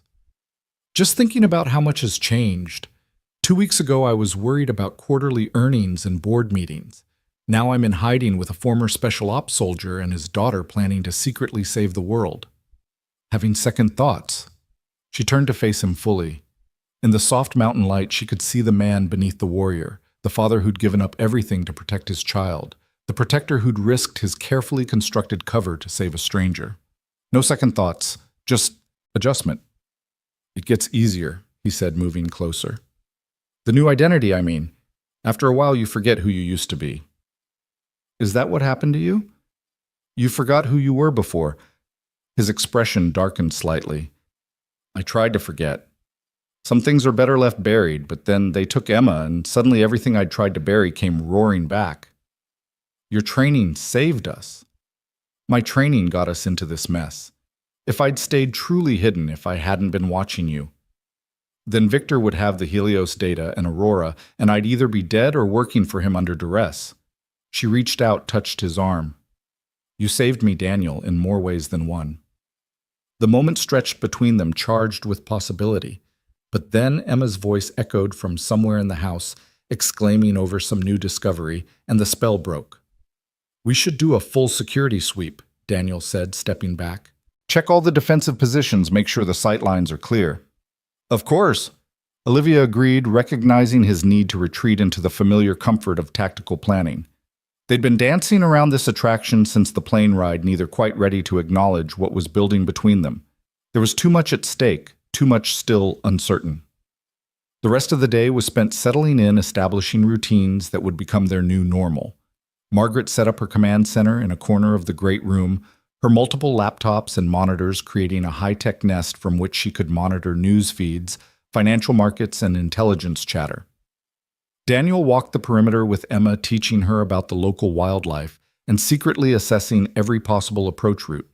Olivia began organizing her laboratory space, making lists of additional equipment she'd need to continue her work on Aurora. That evening, they sat around the fireplace, eating a simple dinner that Margaret had prepared. She'd revealed yet another hidden talent as an excellent cook. Emma was curled against her father's side, fighting sleep, but determined to stay up with the adults. Tell me about Aurora, Emma said to Olivia. Daddy says you're making something that will stop wars. Olivia considered how to explain quantum-entangled defense systems to a 9-year-old.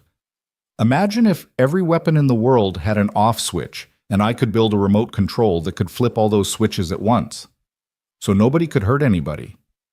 That's the idea. But what if bad people get the remote out of the mouths of babes? That's why we have to be very careful about how we build it and who gets to use it. Maybe everybody should have one, Emma said thoughtfully. Then if someone tries to be mean, everyone else can turn their weapons off. Olivia and Daniel exchanged glances over her head. The child had just articulated the exact distribution strategy they'd been discussing mutual defense through universal access. You're brilliant, you know that, Olivia told her. Emma smiled sleepily. Daddy says I get it from my mom. My first mom, I mean. She was a scientist, too.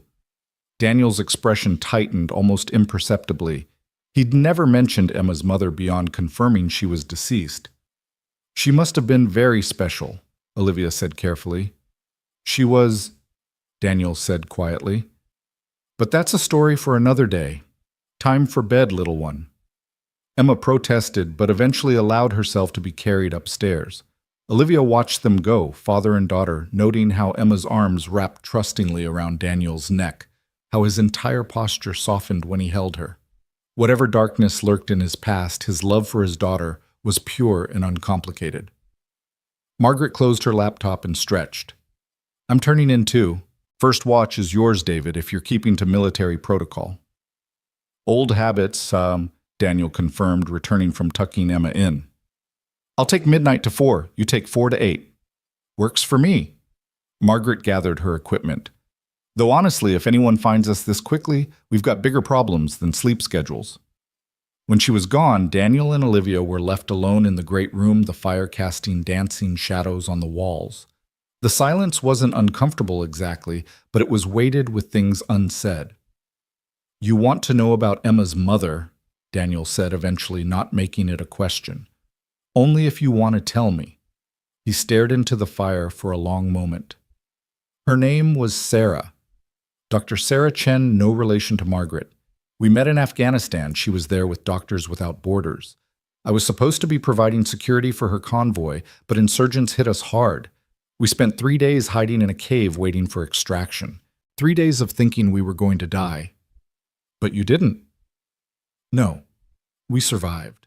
And afterward, well, intense situations create intense bonds. We got married 2 months later, right before my tour ended. Emma came a year after that. His voice grew softer. Sarah went back to Afghanistan when Emma was 6 months old. Said she had to, that there were children there who needed her help. Her convoy hit an IED on her 3rd day back. Daniel, I'm so sorry. I left the military after that. Couldn't risk Emma losing both parents. Took private contracts, made good money, thought I was being smart and safe. Then the mission in Afghanistan went wrong. My unit was betrayed and I had to disappear. Had to let Emma think I was dead too. That must have been torture. Every single day. He turned from the fire to look at her. But at least she was safe, or I thought she was. If I'd known Victor's people were watching her. You couldn't have known. And you saved her the moment she was in danger. We saved her, he corrected. I couldn't have done it without you. The firelight played across his features, highlighting the scar on his jaw, the lines around his eyes that spoke of too many battles fought. Olivia found herself moving closer without conscious thought. Daniel, she began, then stopped, unsure how to articulate the tangle of emotions she was feeling. I know, he said softly. I feel it too, but Emma needs stability, and we need to focus on Aurora. And there are a dozen other perfectly logical reasons why this is a bad idea. Exactly. They stood there inches apart, the space between them, humming with possibility and restraint in equal measure. A sound from outside broke the moment, something moving through the underbrush. Daniel was instantly alert, his hand going to the weapon he'd placed strategically by the fireplace. But then they heard it, the distinctive bugle of an elk, followed by answering calls from across the valley. Just the locals, Olivia said, her heart rate slowly returning to normal. Going to take some getting used to, Daniel admitted. In the city, every sound meant potential threat. Here, most of them are just life. Maybe that's not a bad thing. Learning to distinguish between real threats and just life. He looked at her, understanding the metaphor. Maybe not. They spent the rest of the evening in comfortable companionship, Daniel teaching her basic defensive moves while she explained the theoretical framework behind Aurora's quantum entanglement protocols. It was an odd form of courtship, if that's what this was. Trading knowledge of violence and protection of science and survival. By the time midnight came and Daniel officially began his watch, Olivia was exhausted but exhilarated. This new life was nothing like what she'd planned, but perhaps that was the point. Plans could be predicted, countered, defeated. But this improvised existence, balanced between hiding and preparing to change the world, this was something their enemies couldn't have anticipated. She climbed the stairs to her room, pausing at Emma's door. The child was sleeping peacefully, one arm wrapped around a stuffed bear that Daniel had grabbed during their escape. In sleep, she looked even younger than her 9 years, innocent and vulnerable. This was what they were fighting for, Olivia realized. Not abstract concepts of national security or technological superiority, but this one child's right to sleep safely, to grow up in a world where weapons could be neutralized before they could destroy. Her own room was simple but comfortable, with a view of the mountains that would probably never get old. As she prepared for bed, her phone, the secure one Margaret had provided, buzzed with an encrypted message. It was from Douglas Porter, one of the 2 board members Daniel had identified as trustworthy. Grant Tech board in chaos. Blackwood arrested by FBI this morning. Richardson turned state's evidence. Walsh disappeared. Company stock down 30% but stabilizing under emergency leadership. Your vision for Aurora lives on through the legitimate projects. Stay safe. The work continues. So the corporate world she'd left behind was adapting, surviving, even potentially thriving without her. It should have stung, but instead she felt only relief. That world with its hostile takeovers and boardroom betrayals felt like a prison now. This cabin, for all its isolation and danger, felt like freedom. Another message came through, this one from Margaret downstairs. Picking up chatter about Prometheus, major restructuring happening, Victor Crane's location unknown, several European defense contractors sniffing around the remains. We need to accelerate Aurora timeline. Olivia typed back, understood. We begin tomorrow. She lay in bed listening to the unfamiliar sounds of wilderness wind through pines, the distant howl of something that might have been a wolf, the creak of logs settling. Somewhere in the house, Daniel was keeping watch, protecting them all, as he'd done since the moment he'd whispered, "Don't run," on that marble floor. Sleep came slowly, her mind racing with calculations and possibilities. Aurora was more than just code and hardware. It was a paradigm shift in how humanity approached conflict. Instead of ever bigger weapons, ever more destructive capabilities, it offered the possibility of negation, of rendering violence obsolete through technology. But Emma's innocent question echoed, what if bad people got the remote? The answer, she was beginning to understand, lay not in keeping Aurora secret, but in making it universal. If everyone had the capability to neutralize weapons, then no one could dominate through force alone. It would require cooperation, negotiation, actual diplomacy, instead of the threat of violence. She must have dozed off, because suddenly she was awake, heart pounding, unsure what had woken her. Then she heard footsteps in the hall, careful, but not quite silent enough. Her hand found the Glock on the nightstand, muscle memory from Daniel's training taking over. She slipped out of bed, moved to the door, listened. Olivia. Daniel's voice soft and concerned. You okay? The sensors picked up elevated heart rate from your room. She opened the door, found him standing there looking worried. The sensors can detect that. Margaret's additions, she's thorough. He looked past her, scanning the room automatically. Bad dreams. Something like that. Just processing everything I think. It takes time. The adrenaline from what we went through, it doesn't just disappear.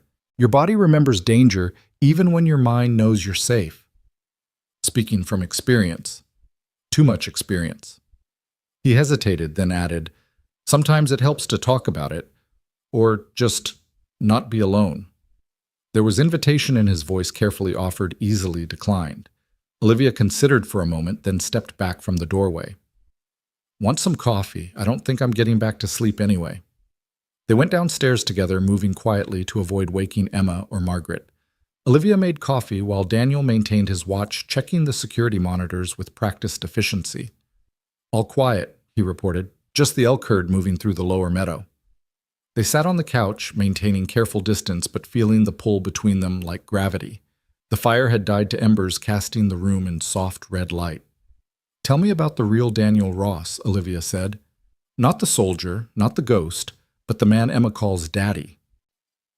He was quiet for so long she thought he wouldn't answer. Then, I don't know if that person exists anymore. I've been playing roles for so long, soldier, contractor, dead man, janitor. I'm not sure what's underneath. I saw him in that parking garage, when you held Emma, when you looked at her. That wasn't a role. No, he agreed. That was the only real thing left. Being her father, everything else. He shrugged. Maybe that's enough. Maybe we build from there. He turned to look at her fully. We're in this together now, for better or worse. Aurora keeping Emma safe, staying hidden. None of it works unless we trust each other completely. I trust you, he said simply. You stood with us against Victor when you could have run. You gave up everything to protect a child you'd never met.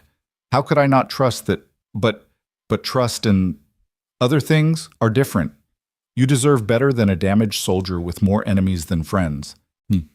I'm a corporate refugee with my own set of enemies and a technology that could either save or doom the world. I don't think better is really on the table. That drew a small smile from him. When you put it like that, besides, she continued, Emma already asked if I was going to be her new mom. Kids see things clearly sometimes. She said that to you too. She asked me the same thing yesterday. What did you tell her? That it was complicated. Is it though? Olivia set down her coffee, turned to face him fully. We're already living together, raising her together, working together to save the world. How much more complicated could it get? Olivia, I'm not asking for declarations or promises, she interrupted. I'm just saying, maybe we stop fighting this so hard. See what happens naturally. He reached out, touched her face gently, his thumb tracing her cheekbone. You know I'm not good at natural. Everything in my life has been tactical, planned, strategic. Then consider this a new mission parameter, Operation Normal Life. Normal, he repeated, almost tasting the word. With you developing world-changing defense technology in the basement while I teach our daughter Emma how to track elk and spot surveillance drones. Our daughter, Olivia caught the slip. Daniel's hand dropped.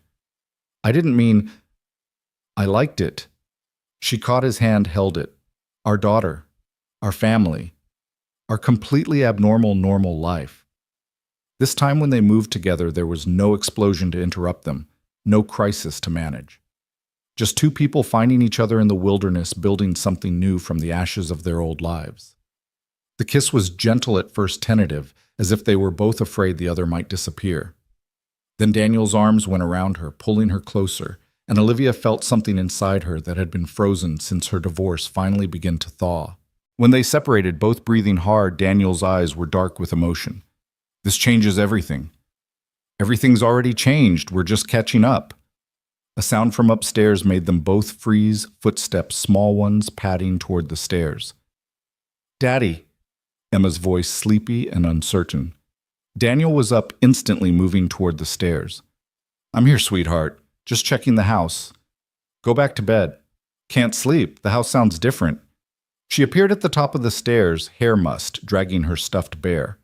Her eyes found Olivia on the couch and brightened slightly. Olivia's up too. Can we have hot chocolate? Daniel glanced at Olivia, who nodded. Sure, baby. Come on down. Emma patted down, climbed onto the couch between them, with the natural assumption that she belonged there. Are you guys having a meeting about the bad people? No meetings tonight, Olivia assured her. Just couldn't sleep. Me neither. I keep thinking about home. Not home, but Aunt Sarah's house. Do you think she misses me? I'm sure she does, Daniel said, pulling his daughter close. But she knows you're safe. That's what matters most. Can I call her sometime? Daniel and Olivia exchanged glances over her head. Contact with the outside world was dangerous, but complete isolation was cruel for a child. We'll set up a secure line, Margaret's voice came from the kitchen doorway. None of them had heard her approach. Video calls encrypted and routed through enough proxies to make the NSA dizzy. Give me 2 days. You're supposed to be sleeping, Daniel said. Hard to sleep when the whole emotional temperature of the house shifts, Margaret said dryly, starting the hot chocolate. The walls aren't that thick. Olivia felt herself blushing, but Emma just snuggled deeper between them, oblivious to the adult undercurrents. Is this our family now? Emma asked. The 4 of us. Yes, Daniel said without hesitation this time. This is our family. Good, Emma said decisively. I like our family. They sat together in the ember light, drinking hot chocolate and watching the fire die to ashes, a strange little family forged by circumstance and choice in equal measure. Outside the Montana wilderness stretched endless and dark, full of unknown threats and possibilities. But inside in this moment, they were safe, they were together, and they were beginning to believe that might be enough. Margaret eventually herded Emma back to bed, giving Daniel and Olivia a knowing look before disappearing upstairs herself. They were alone again, but the moment had shifted from romantic possibility to something deeper, a recognition of what they were building together. We should establish protocols, Daniel said, falling back on military terminology. For security, for Emma's education, for your work on Aurora. Tomorrow, Olivia said. Tonight, let's just be. They spent the rest of Daniel's watch together, not talking much, just existing in the same space with this new understanding between them. When 4 a.m. came and Margaret appeared to take over, they walked upstairs together, pausing at the hallway between their rooms. Good night, Olivia, Daniel said softly. Good night, Daniel. They went to their separate rooms, but everything had changed. The trajectory of their lives, already radically altered, had shifted again. They were no longer just allies in hiding, they were becoming something more, something that might actually resemble the family Emma had already decided they were. As Olivia finally drifted off to sleep, she thought about the quantum entanglement principles at the heart of Aurora. Two particles once connected remained linked regardless of distance or obstacle. Perhaps that's what was happening here, lives that had become entangled at a fundamental level, unable to be separated without destroying the whole. The next morning brought the arrival of her laboratory equipment delivered by drivers who asked no questions and forgot the address the moment they left. Olivia threw herself into the work, setting up clean rooms and testing environments, while Emma watched with fascination and Daniel helped with the heavy lifting. "What does this do?" Emma asked, pointing to a quantum processor that had cost more than most people's houses. "It helps computers think in multiple dimensions at once," Olivia explained, enjoying the child's curiosity. "Like imagining different stories at the same time." Exactly like that. As the lab took shape, Olivia felt the familiar excitement of creation beginning to build. Aurora had been theoretical before constrained by corporate bureaucracy and board oversight. Here, in this cabin in the wilderness, with her unusual family as her only review committee, she could push boundaries she'd never dared approach before. Daniel worked beside her, learning the technology with the same focused intensity he'd once applied to weapons systems. Margaret coordinated with her network, gathering intelligence on who was searching for them and how close they might be getting. Emma divided her time between watching Olivia work and exploring the property with her father, learning woodcraft and wildlife observation with equal enthusiasm. By evening, the lab was operational enough for Olivia to begin the real work. She stood in her new domain, surrounded by bleeding-edge technology, hidden in a cabin that looked like it belonged to the last century, and felt a surge of possibility. "Ready to change the world?" Daniel asked from the doorway. "Ready to try," she replied. He crossed to her, pulled her into his arms with a confidence that hadn't been there the night before. "We're going to do this, all of it. Aurora keeping Emma safe, building something real here." "You sound certain." "I am. For the first time in years, I'm certain." He kissed her deeper this time, with promise rather than question. When they separated, Olivia was breathless. "If you keep doing that, I'm not going to get any work done. Then I'll exercise restraint during working hours. And after working hours." His smile was answer enough. They were interrupted by Emma calling from upstairs something about a deer in the yard, and the moment dissolved into the domestic chaos that was already becoming their new normal. But as Olivia watched Daniel scoop up his daughter to carry her to the window, as she saw Margaret smile at them with genuine warmth, she knew they were building something stronger than any corporate empire or military unit. They were building a home, and from that foundation they would build a new world, one where weapons could be silenced, where children could sleep safely, where families forged in crisis could find peace and purpose. The work would be hard. The danger was far from over. Victor Crane was still out there, along with the shadowy forces behind him. The technology she was developing could still be perverted into a tool of oppression rather than liberation. But tonight, in this cabin in Montana, with her quantum processors humming in the basement and her chosen family gathered around the dinner table, Olivia allowed herself to believe they would succeed. They had to. The alternative, a world where violence remained the ultimate authority, was no longer acceptable. As Emma regaled them with stories of the deer she'd seen, as Daniel's hand found hers under the table, as Margaret plotted their next moves with strategic brilliance, Olivia felt the pieces of her new life clicking into place with the same elegant precision as Aurora's code. The first sign of trouble came 3 weeks later, on a morning when frost painted the meadow silver, and Emma was practicing her tracking skills with Daniel in the woods behind the cabin. Olivia was deep in her work, running her 14th simulation of Aurora's defensive matrix, when Margaret's voice cut through her concentration with an urgency that made her blood run cold. "We have a problem. Multiple vehicles approaching from the south. They'll be here in 15 minutes. Olivia's hands froze over the keyboard. The simulation continued running on the screen, quantum calculations she'd spent weeks perfecting, but suddenly none of it mattered. "How many?" 3 SUVs, tactical formation. They know exactly where they're going. Margaret was already at her command station, fingers flying across multiple keyboards. "Daniel needs to get Emma back here now." Olivia grabbed the encrypted radio they used for emergencies. Daniel, code red. Bring her home. His response was immediate professional despite the fear she could hear underneath. Copy. 3 minutes out. Those 3 minutes stretched like hours. Olivia saved her work, initiated the emergency protocols that would wipe the servers if anyone tried to access them without the proper codes. Everything they'd built, everything they'd discovered about Aurora's capabilities could be destroyed in seconds if necessary. The thought made her sick, but not as sick as the thought of it falling into the wrong hands. Margaret was pulling up feeds from their perimeter cameras, her face grim. They're not trying to hide. This is a show of force. Victor. Unknown. The vehicles are unmarked, but the formation is military. Could be government, could be private military. Contractors could be... She stopped, leaning closer to one of the screens. Wait. The lead vehicle just slowed down. They're stopping at the gate. The gate was a mile from the cabin, their first line of defense. Anyone stopping there was either being cautious or sending a message. Daniel burst through the door with Emma in his arms. The child was pale but quiet, understanding from her father's body language that this was serious. He set her down gently, his hand going immediately to the weapon at his hip. Emma, sweetheart, remember what we practiced, he said softly. She nodded, her young face set with determination.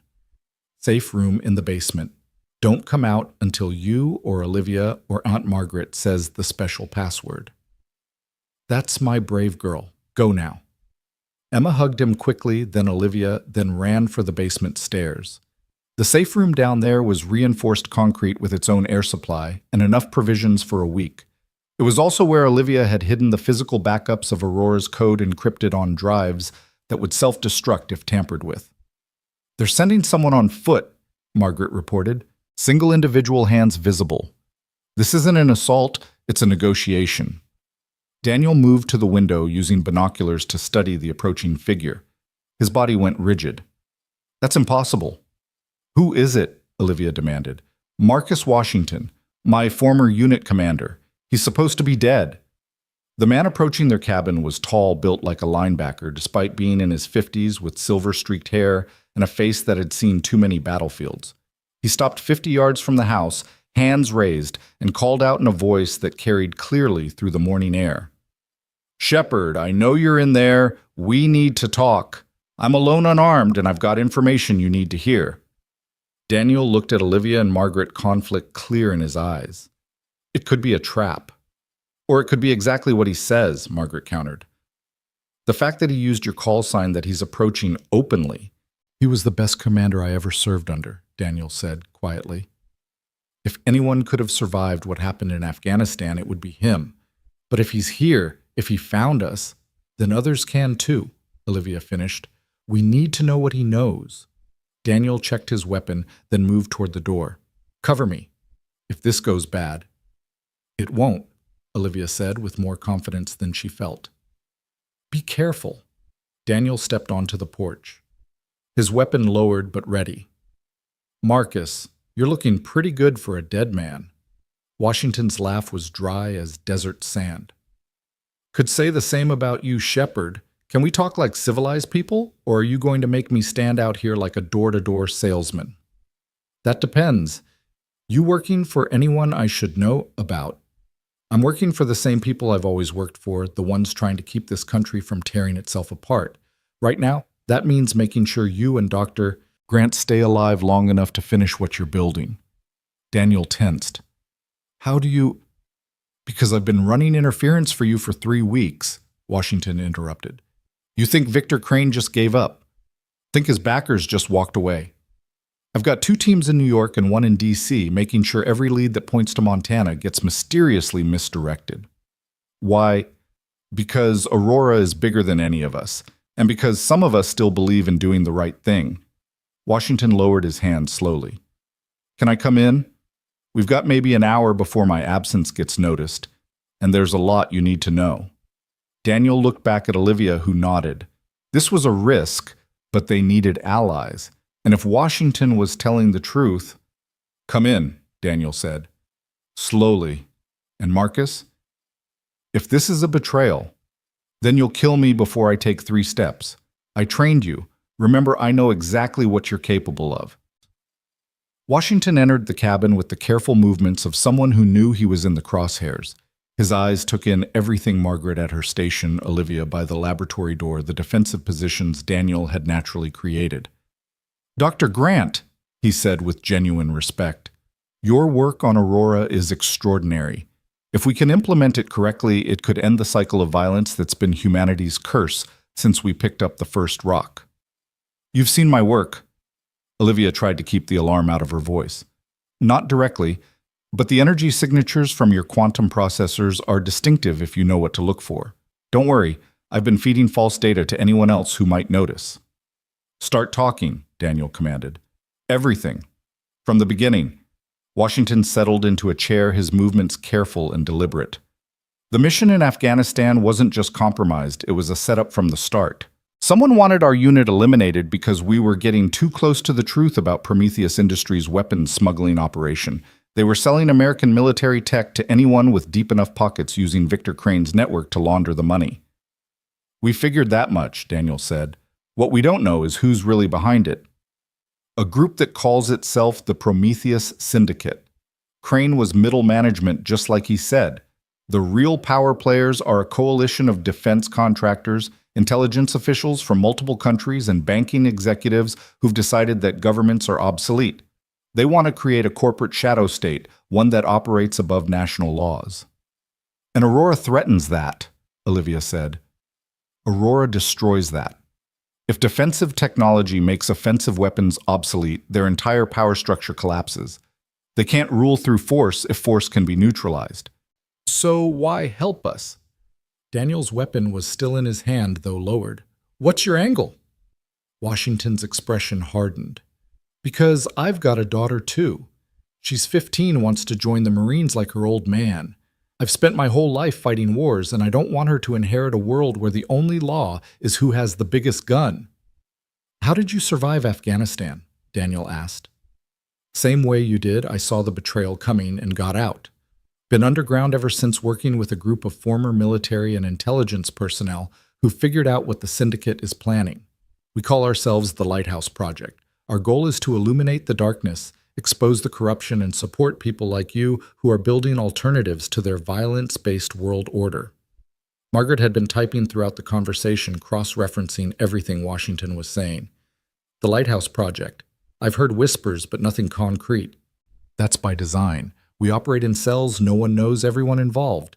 But I can tell you we have people in positions throughout the government and military who are ready to move when the time is right." "When will that be?" Olivia asked. "When Aurora is ready. When you can demonstrate that defensive technology can truly neutralize offensive weapons, we'll have the leverage to expose the syndicate and offer the world a better option." "How long do we have?" Daniel's tactical mind was already working through scenarios. 6 weeks? Maybe 8 if we're lucky. The syndicate is consolidating power, absorbing smaller defense contractors, positioning their people in key government roles. Once they reach critical mass, stopping them becomes exponentially harder. "Aurora won't be ready in 6 weeks, Olivia said. "The quantum entanglement protocols alone need another 3 months of testing. Then we need to buy you time." Washington pulled out an encrypted phone, showed them a map with multiple marked locations. "These are syndicate facilities we've identified. If we hit them strategically, make them think their security is compromised, they'll pull back to reassess. Could give you an extra month, maybe 2. "That's declaring war, Bob," Daniel said. "Once we start active operations against them." "The war's already started, Shepard. They fired the first shot when they tried to steal Aurora. We're just fighting back." A sound from the basement stairs made everyone tense.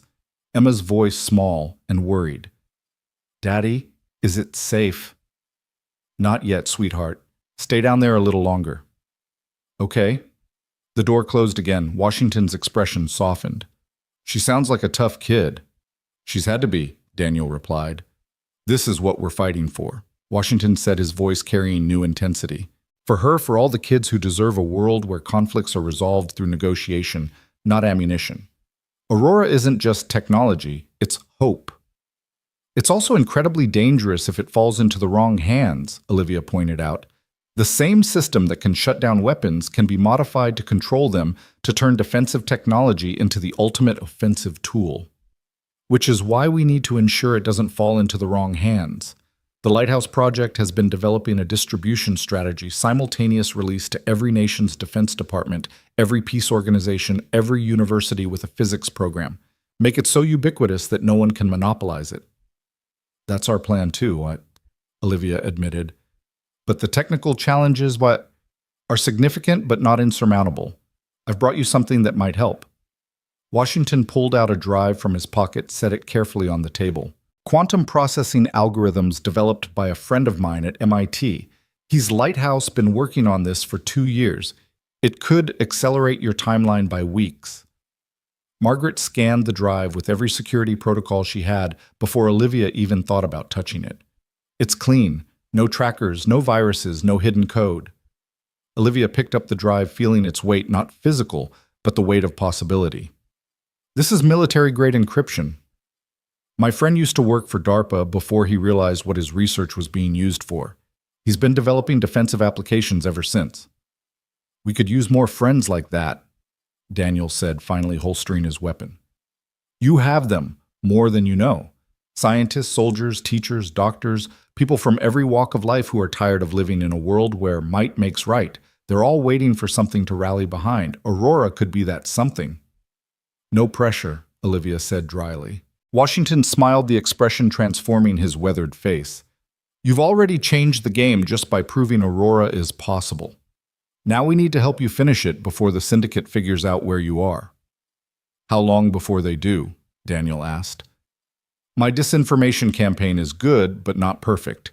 You've got maybe 2 weeks before someone notices the patterns in the false data and starts looking at what we're trying to hide. After that, he shrugged, we'll need a new plan. We could move, Margaret suggested. I've got 3 other safe houses prepared. Running makes us reactive, Daniel countered. We need to be proactive, hit them before they hit us.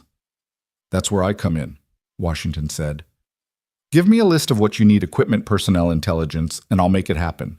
The Lighthouse Project has resources you wouldn't believe. What we need is time, Olivia said. Time to perfect Aurora, time to build the distribution network, time to ensure it can't be weaponized. Then we'll buy you time. Starting tonight, the syndicate is going to have problems they didn't see coming. Security breaches, financial investigations, media leaks about their off-the-books operations, death by 1,000 cuts. That'll make them desperate, Daniel warned. Desperate enemies are unpredictable. Better desperate than organized. Besides, we've got something they don't. We're fighting for something bigger than profit or power. We're fighting for the future. Washington stood checking his watch. I need to go. My team thinks I'm running reconnaissance on a potential syndicate facility. If I'm gone too long, they'll start asking questions. How do we contact you, Mick? Daniel asked. You don't. I'll contact you. Every 3 days, encrypted burst transmission to Margaret's dark web protocol. If you don't hear from me for a week, assume I'm compromised and run. He moved toward the door, then paused. Shepherd, that thing in Kandahar when you saved my life. Ancient history. Daniel cut him off. No, it's not. It's why I'm here. Debts matter. Loyalty matters. Doing the right thing matters. Don't forget that when things get dark, and they will get dark before this is over.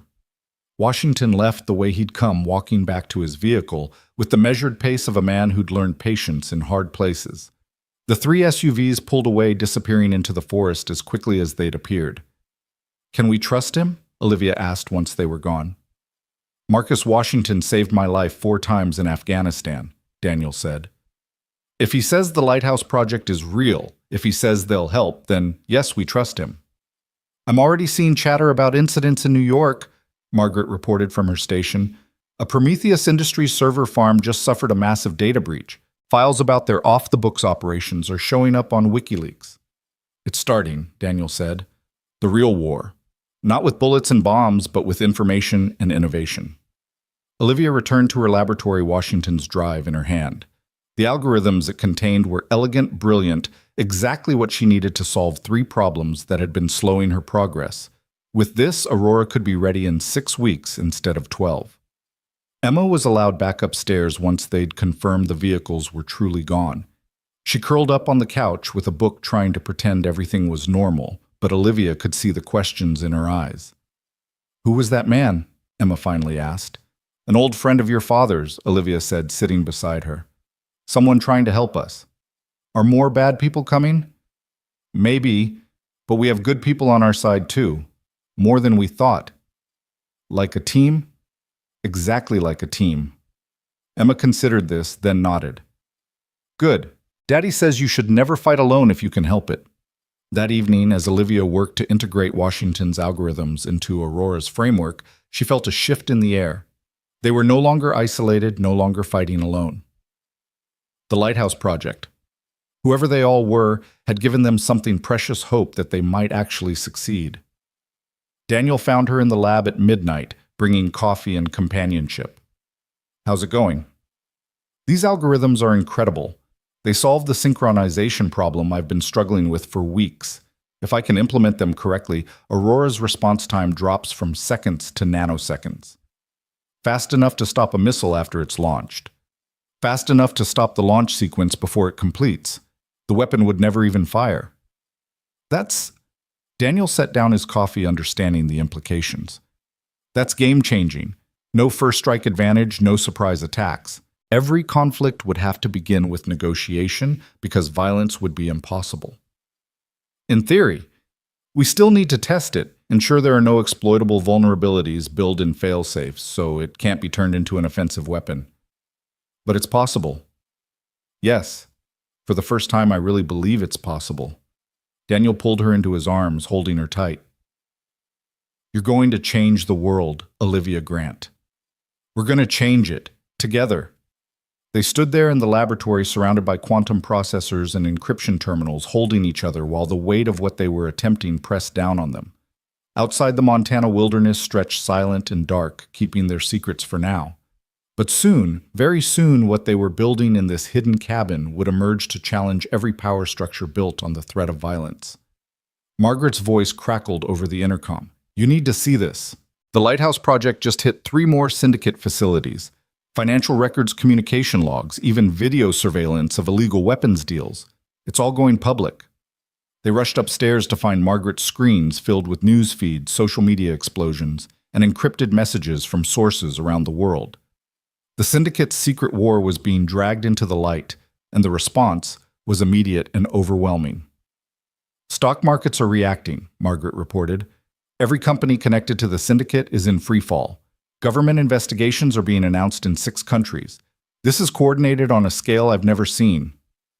"Washington wasn't exaggerating," Daniel said. "The Lighthouse Project has serious reach." "Which means the syndicate will respond with serious force," Olivia pointed out. "We just became their primary target."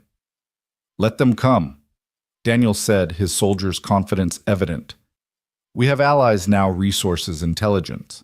This cabin isn't just a hiding place anymore, it's a fortress." "A fortress protecting the future," Margaret added. As if sensing the momentous shift, Emma appeared in the doorway, rubbing sleepy eyes. "Is everything okay?" "Everything's fine, sweetheart," Daniel said, scooping her up. "Just grown-up stuff." "Important grown-up stuff." "Very important." Emma looked at each of them in turn, then smiled. "Good. Important stuff means we're doing something that matters." Out of the mouths of babes, Olivia thought again. Everything they were doing, the danger, the sacrifice, the isolation, it all mattered, because it would create a world where Emma and millions of children like her could grow up without the shadow of violence hanging over them. "Back to bed, little one," Daniel said. "Tomorrow's a school day." They'd been homeschooling Emma, with Olivia teaching science and mathematics while Daniel handled history and physical education. Margaret had surprisingly turned out to be excellent at languages, teaching Emma Spanish and Mandarin alongside her English lessons.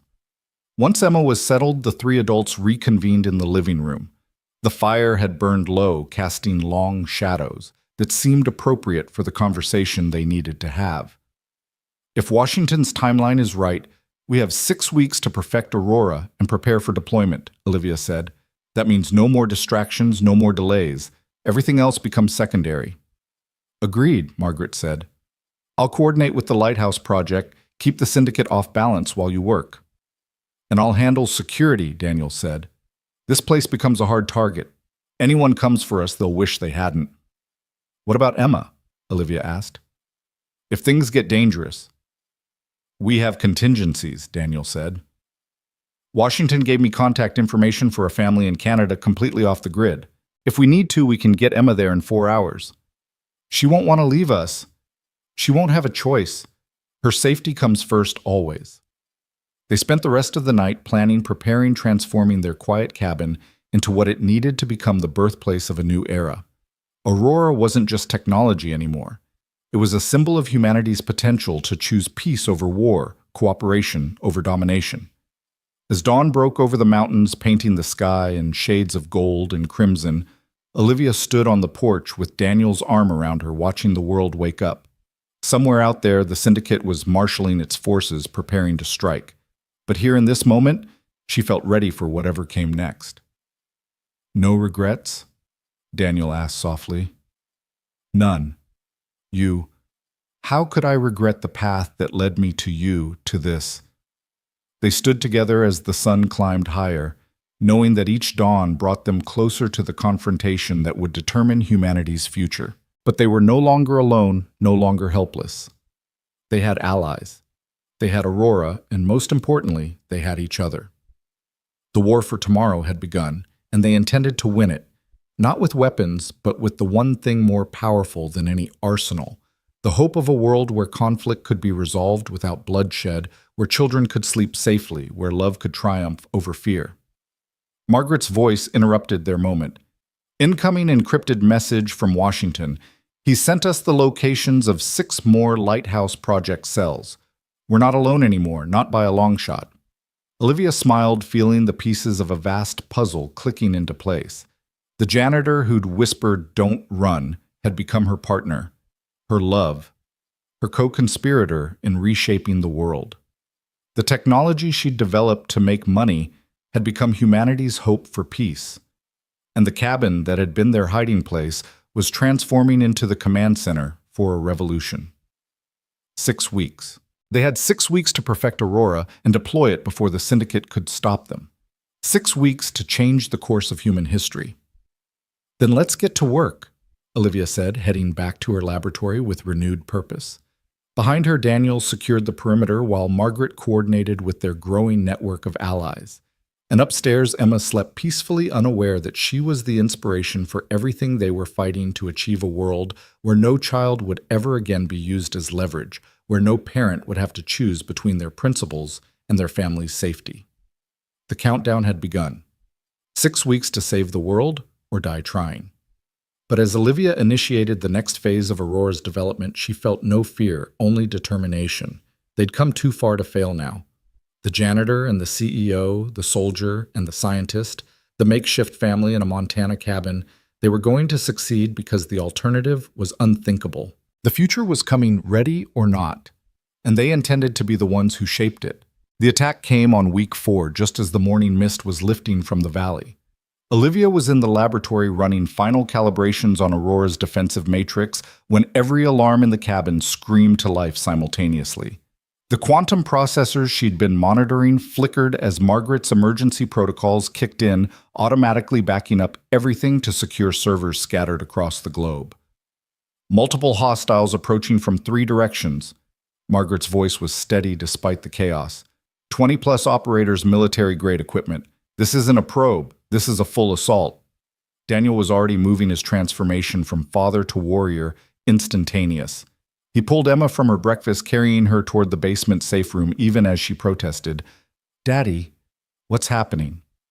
"Remember what we practiced, sweetheart. This is real now." "Are they coming for Aurora?" The child's perception was uncanny. "Yes, but they won't get it. Or you. I promise." Olivia's hands flew over her keyboard, initiating Aurora's first real-world test. If the system worked as designed, every weapon within a mile radius would become useless metal. But the field test protocols weren't complete. The power requirements were enormous, and one miscalculation could fry every electronic system in the cabin, including their defenses. "How long until they're in range?" she called out. 3 minutes, Daniel replied, sealing Emma in the safe room with a kiss to her forehead. "Maybe less if they're running hot." Aurora needs 5 minutes to charge. Then we buy you 5 minutes. Daniel grabbed his rifle, the one he'd cleaned every night since they'd arrived, and headed for his predetermined defensive position. Margaret, what's our backup status? Washington's people are 40 minutes out. Local law enforcement has been redirected. Someone's jamming their communications. The syndicate learned from last time, Daniel said grimly. They're not playing games anymore. Through the windows, Olivia could see them now, figures in black tactical gear moving through the trees with professional precision. These weren't the hired thugs who'd attacked the bank. These were elite operators, probably former special forces, the kind of people Daniel used to command. Olivia, can you accelerate Aurora's charging sequence? Margaret asked, while simultaneously coordinating their cyber defenses. Not without risking a cascade failure. The quantum entanglement needs to stabilize, or... She stopped mid-sentence as an idea struck her. Washington's algorithms included a compression protocol she hadn't fully explored. If she could implement it in real time. Actually, maybe I can. Give me 90 seconds. Gunfire erupted outside the sharp crack of Daniel's rifle, answered by a storm of automatic weapons. The cabin's reinforced walls held, but Olivia could hear bullets impacting like deadly hail. Daniel had positioned himself perfectly, using the cabin's architecture to create fatal funnels that forced the attackers into his kill zones. They're trying to flank... Margaret reported, her fingers never stopping their dance across multiple keyboards. I'm activating the perimeter defenses. The hidden automated systems they'd installed came online, motion-triggered flashbang smoke dispensers and frequency generators that produced disorienting ultrasonic pulses. Not lethal, but enough to slow professional operators and by precious seconds. Aurora at 60%, Olivia announced, sweat beading on her forehead despite the cool mountain air. The compression algorithm was working, but the power draw was exceeding their generator's capacity.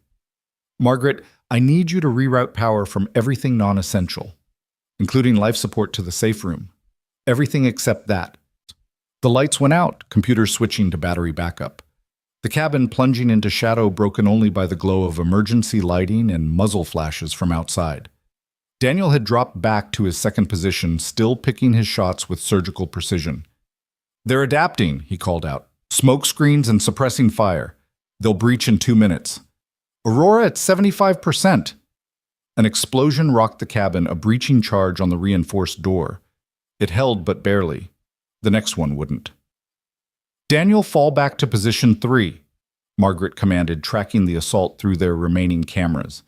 You've got 6 operators converging on your location. He moved like smoke, displaced and reformed, never where the attackers expected. But he was one man against 20, and even his exceptional skills had limits. Aurora at 85%. Come on, come on. Another explosion, this time at the back entrance.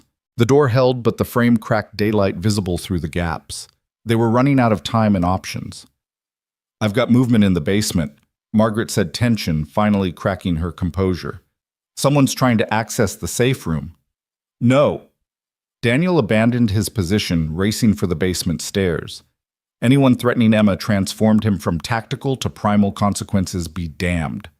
Aurora at 90%. The front door exploded, inward operators flooding through the breach with practiced precision. Margaret drew a pistol. Olivia hadn't even known she carried, laying down covering fire that was surprisingly accurate for someone who claimed to be just an analyst. 95%. Daniel's roar of rage echoed from the basement, followed by the sound of close-quarters combat bodies impacting walls, the crack of bones breaking the desperate struggle of a father protecting his child. An operator appeared in the laboratory doorway, rifle raised.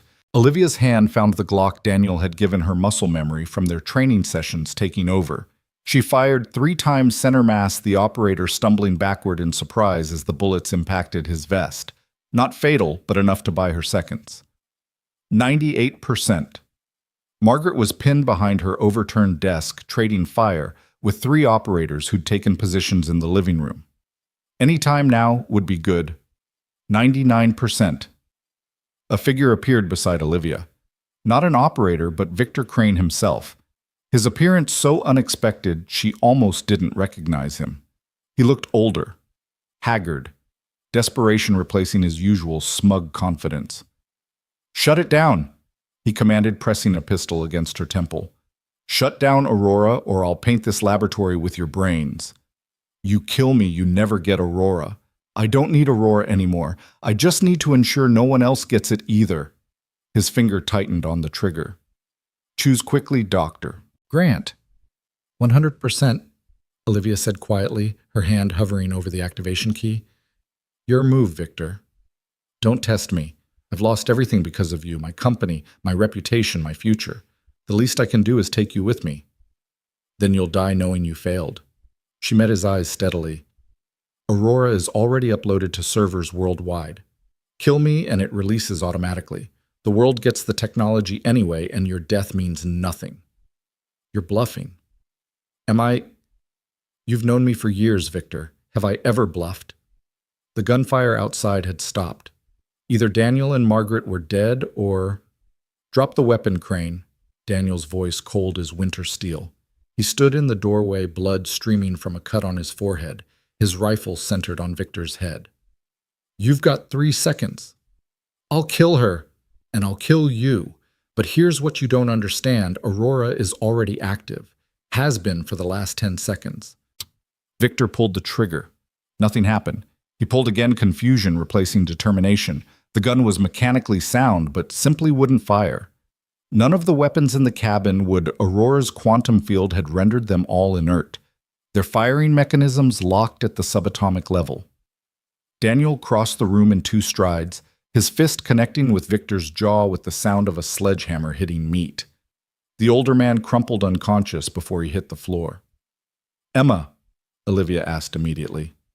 Safe. Scared, but safe. I got there in time. Daniel pulled her into his arms, holding her tight enough that she could feel him shaking. God, Olivia, when I heard him in here with you. Aurora worked, she said into his shoulder, the magnitude of it just beginning to hit her. It actually worked. Every weapon within a mile is neutralized. Margaret appeared supporting herself on the doorframe. She had a nasty bruise developing on her cheek, but was otherwise intact. The operators are pulling back. They're shouting about weapon malfunctions, complete failure of all firearms. It's causing chaos in their ranks. How long will the effect last? Daniel asked. With the current power output, about 6 hours, but I can modulate it, create pulses, even expand the range if we can get more generators online. Washington's people are 10 minutes out, Margaret reported, checking her equipment. The syndicate operators are retreating, but they'll regroup. They'll figure out what happened and come back with countermeasures. Let them try, Olivia said, newfound confidence surging through her. Aurora worked in combat conditions against military-grade weapons with no significant failures. We just proved it's viable. Daniel zip-tied the unconscious Victor, then went to retrieve Emma from the safe room. She emerged pale, but determined, immediately running to Olivia. Did you stop them? She asked. Did Aurora work? It worked, sweetheart. No one got hurt because the weapons couldn't fire. So it's over. Olivia exchanged glances with Daniel and Margaret. Not over. But we won this battle. Washington's forces arrived as promised, securing the perimeter and rounding up the syndicate operators who'd been abandoned by their leadership when the retreat was called. Many seemed genuinely confused about what had happened, unable to comprehend how 20 military-grade weapons had simultaneously failed. Washington himself entered the cabin, taking in the damage with a professional eye. Aurora. Successful field test. Olivia confirmed. 100% weapon neutralization within the target radius. Jesus Christ, he breathed. You actually did it. You built something that makes violence obsolete.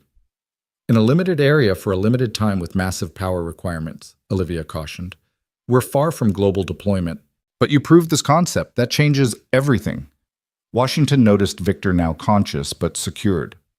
Mr. Crane, the Syndicate isn't going to be happy you led this failed assault. The Syndicate is finished, Victor spat. The moment Aurora's existence is confirmed, every government in the world will want it. The power structures we've built will collapse. Good, Washington said simply. They needed to collapse. The question is what we build to replace them. A world where might doesn't make right, Emma said quietly, still clinging to Olivia's hand. Where people have to use words instead of weapons. From your mouth to God's ears, little one, Washington said. He turned to Daniel. We need to move you. This location is burned. The syndicate knows where you are now. Where would we go? Daniel asked. They'll find us eventually wherever we run. Then don't run, Washington said. Come in from the cold.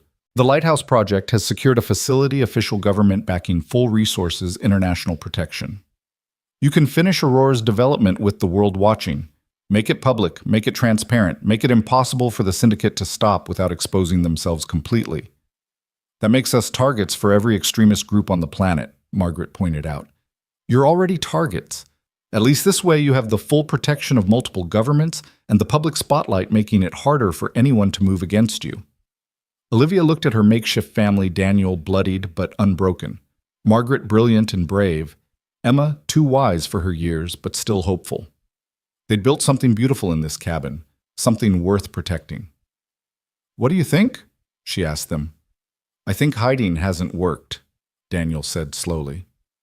Maybe it's time to stand in the light. The technology is ready for broader testing, Margaret added. And with government resources, we could accelerate development significantly. Emma tugged on Olivia's hand. Would we still be together? Always, Olivia promised. No matter what, we stay together. Then I vote yes, the child said firmly. Washington smiled. I'll make the arrangements. We can have you moved within 24 hours. Full diplomatic protection, new identities if you want them, and a facility that makes this cabin look like a shack. What about Victor? Daniel asked. Mr. Crane will be very helpful in explaining the syndicate's structure and operations. Won't you, Victor? Victor laughed bitterly. You think you've won? The syndicate has resources you can't imagine, connections in every government, every military. They'll never let Aurora see widespread deployment. They won't have a choice, Olivia said quietly, because in 12 hours, I'm releasing the basic principles behind Aurora to every major university physics department in the world. Not the full technology, just enough to prove it's possible. Once that information is out there, it can't be contained. Scientists everywhere will start working on their own versions. The arms race becomes a peace race. You can't, Victor breathed. The chaos that would cause the chaos of peace, the disruption of defense replacing offense. Yes, it will be chaotic, but it will also be the beginning of something better. She turned to her computer, began composing the message that would change everything. The equations were elegant in their simplicity, the proof of concept undeniable. Within hours of release, every competent physicist would understand what Aurora represented. Olivia, Daniel said softly, once you send that, there's no going back. There was no going back the moment they took Emma, the moment we decided to fight, the moment we chose each other. She looked at him, her partner in this impossible journey. The only way forward is through. He kissed her right there in the damaged laboratory with Washington and Margaret and Emma watching with Victor Crane cursing from his restraints. It was a kiss that said everything words couldn't: pride, love, fear, hope, and absolute commitment to the path they'd chosen. Send it, he said against her lips. She pressed enter. The message went out, propagating through academic networks, reaching universities in Beijing, Moscow, London, Delhi, Tel Aviv, every major research institution on the planet. Within minutes, her secure phone was buzzing with calls from physicists who understood the implications. It's done, she said. Aurora is no longer our secret. Then we'd better get you somewhere secure before the world comes knocking, Washington said. The transport is already en route. Gather what you need, we leave in 1 hour. The next hour was controlled chaos. Olivia backed up all her research, ensuring nothing critical was left behind. Margaret coordinated with the Lighthouse Project, arranging secure communications and logistics. Daniel packed their few personal possessions, the things that had made the cabin feel like home. Emma helped where she could, her young face serious with the weight of change. Will we ever come back here? She asked, looking around the cabin that had been their sanctuary. Probably not, Daniel told her honestly. But we'll make new memories wherever we go. As long as we're together, he confirmed. As they prepared to leave, Olivia took one last look at the laboratory where Aurora had been born. The quantum processors were still humming, maintaining the defensive field that had saved them all. Soon, similar fields would exist across the globe, making violence an obsolete method of conflict resolution. "You did it," Margaret said, joining her. "You actually created something that could end war." "We did it," Olivia corrected. "All of us. And we're just getting started." The transport helicopters arrived precisely on schedule, military models with international markings, a joint operation between multiple nations who decided Aurora was too important to leave in any single country's hands. As they boarded, Victor Crane was loaded into a separate helicopter, his destination a secure facility where he'd be extensively debriefed about the syndicate's operations. He caught Olivia's eye one last time. "This isn't over," he called out. "The people I work for don't give up. They'll find a way to corrupt your precious Aurora, turn it into everything you fear." "Maybe," Olivia called back, "but they'll have to do it with the whole world watching, and that's a very different game than the one they're used to playing." The helicopter lifted off the cabin, shrinking below them, until it was just another speck in the Montana wilderness. Emma pressed against the window, watching their former home disappear, then turned to curl between Olivia and Daniel. "Where are we going?" she asked. "To a place called the Geneva Initiative," Washington explained from his seat across from them. "It's a new international research facility created specifically for projects like Aurora. You'll have everything you need to complete the technology, and more importantly, you'll have the protection and support of the international community." "Geneva," Emma said thoughtfully. "That's in Switzerland, right? Do they have mountains there too?" "Beautiful mountains," Margaret assured her, "and excellent schools where you can learn with other children your age. But I'll still live with you, all of you. Wild horses couldn't separate us," Daniel promised, pulling his daughter closer. As the helicopter flew east toward the rising sun, Olivia's phone buzzed with responses to her academic release. Scientists from around the world were confirming her calculations, expressing amazement at Aurora's elegance, already proposing collaborations and improvements. One message stood out from Dr. Sarah Chen at MIT Washington's contact, who'd provided the crucial algorithms. "Congratulations on changing the world. The Lighthouse Project stands ready to assist in any way necessary. The dawn you've created will illuminate more than you know." "Look," Emma said, suddenly pointing out the window. Below them, across the American heartland, lights were coming on as cities woke to a new day. But it wasn't just electricity illuminating the darkness. It was the light of possibility, of hope, of a future where conflicts could be resolved without bloodshed. "It's beautiful," Emma said softly. "It's just the beginning," Olivia replied, taking Daniel's hand in hers while her other arm wrapped around Emma. Margaret was already working on her tablet, coordinating with their new facility, ensuring everything would be ready when they arrived. "The Geneva Initiative has assembled a team of the world's best physicists to work with you," she reported. "They're calling it the most important scientific collaboration in human history." "No pressure," Daniel said dryly. "We've handled pressure before," Olivia reminded him, thinking of that morning in the bank that now seemed like a lifetime ago. Together, he agreed, kissing the top of her head. The sun climbed higher as they flew toward their new future, painting the sky in shades of gold and possibility. Behind them, the cabin stood empty but not abandoned. It had served its purpose as the birthplace of a new era. Ahead lay challenges. Olivia couldn't fully imagine political resistance, technical hurdles, the inevitable attempts to weaponize what she'd created for peace. But she was no longer the isolated CEO making decisions in a boardroom. She had a family now forged in crisis but strengthened by choice. She had allies around the world, brilliant minds ready to help perfect Aurora. And most importantly, she had proof that the technology worked, that a world without violence was possible. Emma had fallen asleep against her shoulder, trusting in the adults around her to keep her safe while she dreamed. Looking at the child's peaceful face, Olivia remembered her innocent suggestion that everyone should have Aurora's remote control, ensuring mutual defense through universal access. It was brilliant in its simplicity, the kind of solution only a child could see clearly. "What are you thinking?" Daniel asked quietly. "About Emma's idea. Universal distribution. Not controlled by any government or organization, but available to everyone simultaneously. That's either genius or chaos. Maybe both. But it's better than the alternative, someone monopolizing the technology and becoming the world's de facto ruler. The syndicate won't give up easily, Daniel warned. They've built their entire power structure on the threat of violence. Take that away. And they're just wealthy criminals with no leverage, Margaret finished, which is why they'll fight this to their last breath. Then we'd better make sure we're breathing longer, Daniel said with grim determination. Washington leaned forward from his seat. The Lighthouse Project has been preparing for this moment for years. We have people in positions throughout governments, militaries, and corporations worldwide. When the syndicate makes their move, we'll be ready.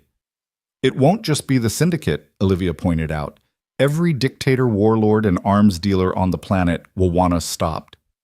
And every parent who wants their children to grow up safe will want us to succeed, Washington countered. This isn't just about technology, it's about choosing what kind of future we want. The helicopter banked following the sunrise east. In the distance, Olivia could see the lights of Chicago, millions of people starting their day, unaware that everything had changed. Soon the news would break.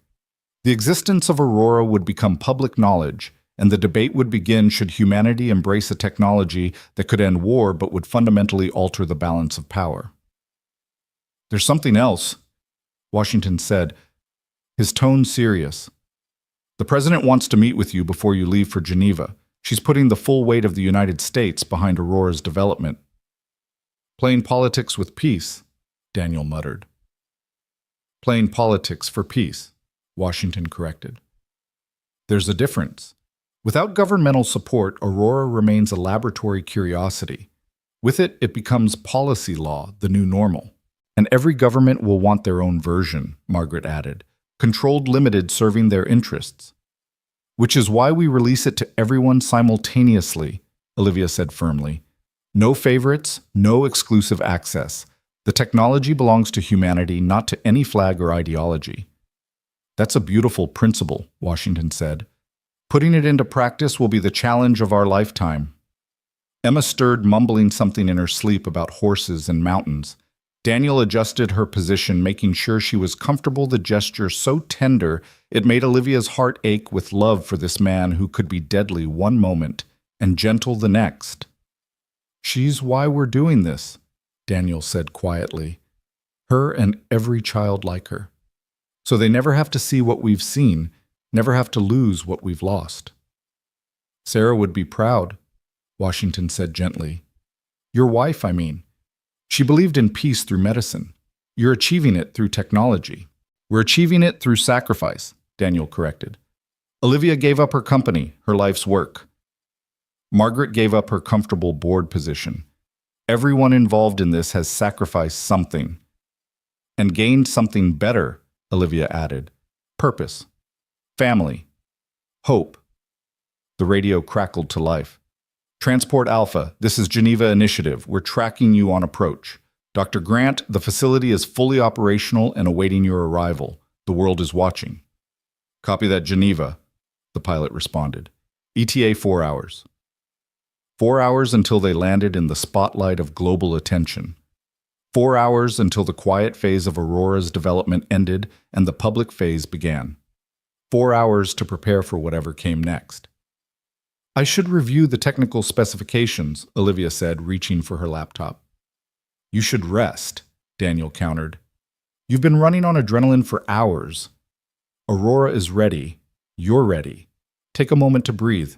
She leaned into him, feeling the solid warmth of his presence. How do you do it? Stay so calm when everything is chaos. Training and knowing what I'm fighting for. He gestured to Emma, to Margaret, to her. This is worth any risk, any sacrifice.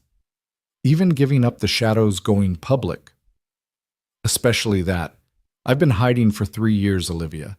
Maybe it's time to stand in the light, no matter how uncomfortable it might be. Margaret looked up from her tablet. Speaking of standing in the light, you should see this. She turned the screen toward them. News outlets worldwide were already reporting on the academic release, physicists being interviewed about Aurora's implications, governments calling emergency sessions to discuss the technology. Breakthrough technology promises end to war, read one headline. Defense revolution weapons made obsolete. Read another. The shot not heard around the world, was particularly clever. "It's begun," Olivia said softly. "No turning back now." "No turning back," Daniel agreed, his arm tightening around her. As they flew toward their new future, toward Geneva and the international collaboration that would determine humanity's path. Olivia thought about the strange journey that had brought them here. A CEO and a janitor, thrown together by violence, united by purpose, bonded by love. It sounded like a story too strange to be true, yet here they were. Emma woke as they began their descent toward a refueling stop. She looked out the window at the world below, then up at the adults around her. "Are we heroes now?" she asked with the directness only children possess. "No, sweetheart," Daniel said. "We're just people trying to do the right thing." "But isn't that what heroes are? Out of the mouths of babes once again." Olivia kissed the top of Emma's head, breathing in the scent of innocence and hope. "Maybe you're right," she said. "Maybe that's exactly what heroes are." The helicopter touched down for refueling, and Olivia saw the security detail Washington had arranged, serious men and women who understood they were protecting possibly the most important technological development in human history. The weight of it should have been crushing, but instead she felt lifted by purpose. "Ready for this?" Daniel asked as they prepared to take off again. "Ready," she confirmed, and meant it. The sun was fully up now, burning away the morning mist, revealing the landscape in all its complex beauty. Somewhere out there, the syndicate was regrouping, planning their next move. Victor Crane was probably revealing secrets that would topple shadow empires. The world's governments were scrambling to understand what Aurora meant for their military doctrines. But here in this helicopter with her chosen family, Olivia felt a peace she hadn't known in years. They'd done it turned to desperate flight from corporate assassination into a revolution in human conflict resolution. The road ahead would be difficult, dangerous, and uncertain, but they would walk it together, and that made all the difference. "Geneva Initiative. This is Transport Alpha," the pilot announced. "We're airborne and en route. ETA 2 hours. 2 hours until the next chapter began. 2 hours until the world changed forever." Olivia closed her eyes, feeling Daniel's steady presence beside her, Emma's trust against her shoulder, Margaret's competent protection around them all. The janitor had whispered, "Don't run," on that marble floor, and she'd listened. Now they were running toward something instead of away toward a future where those words would never need to be whispered again, where no one would have to cower on cold floors while violence decided their fate.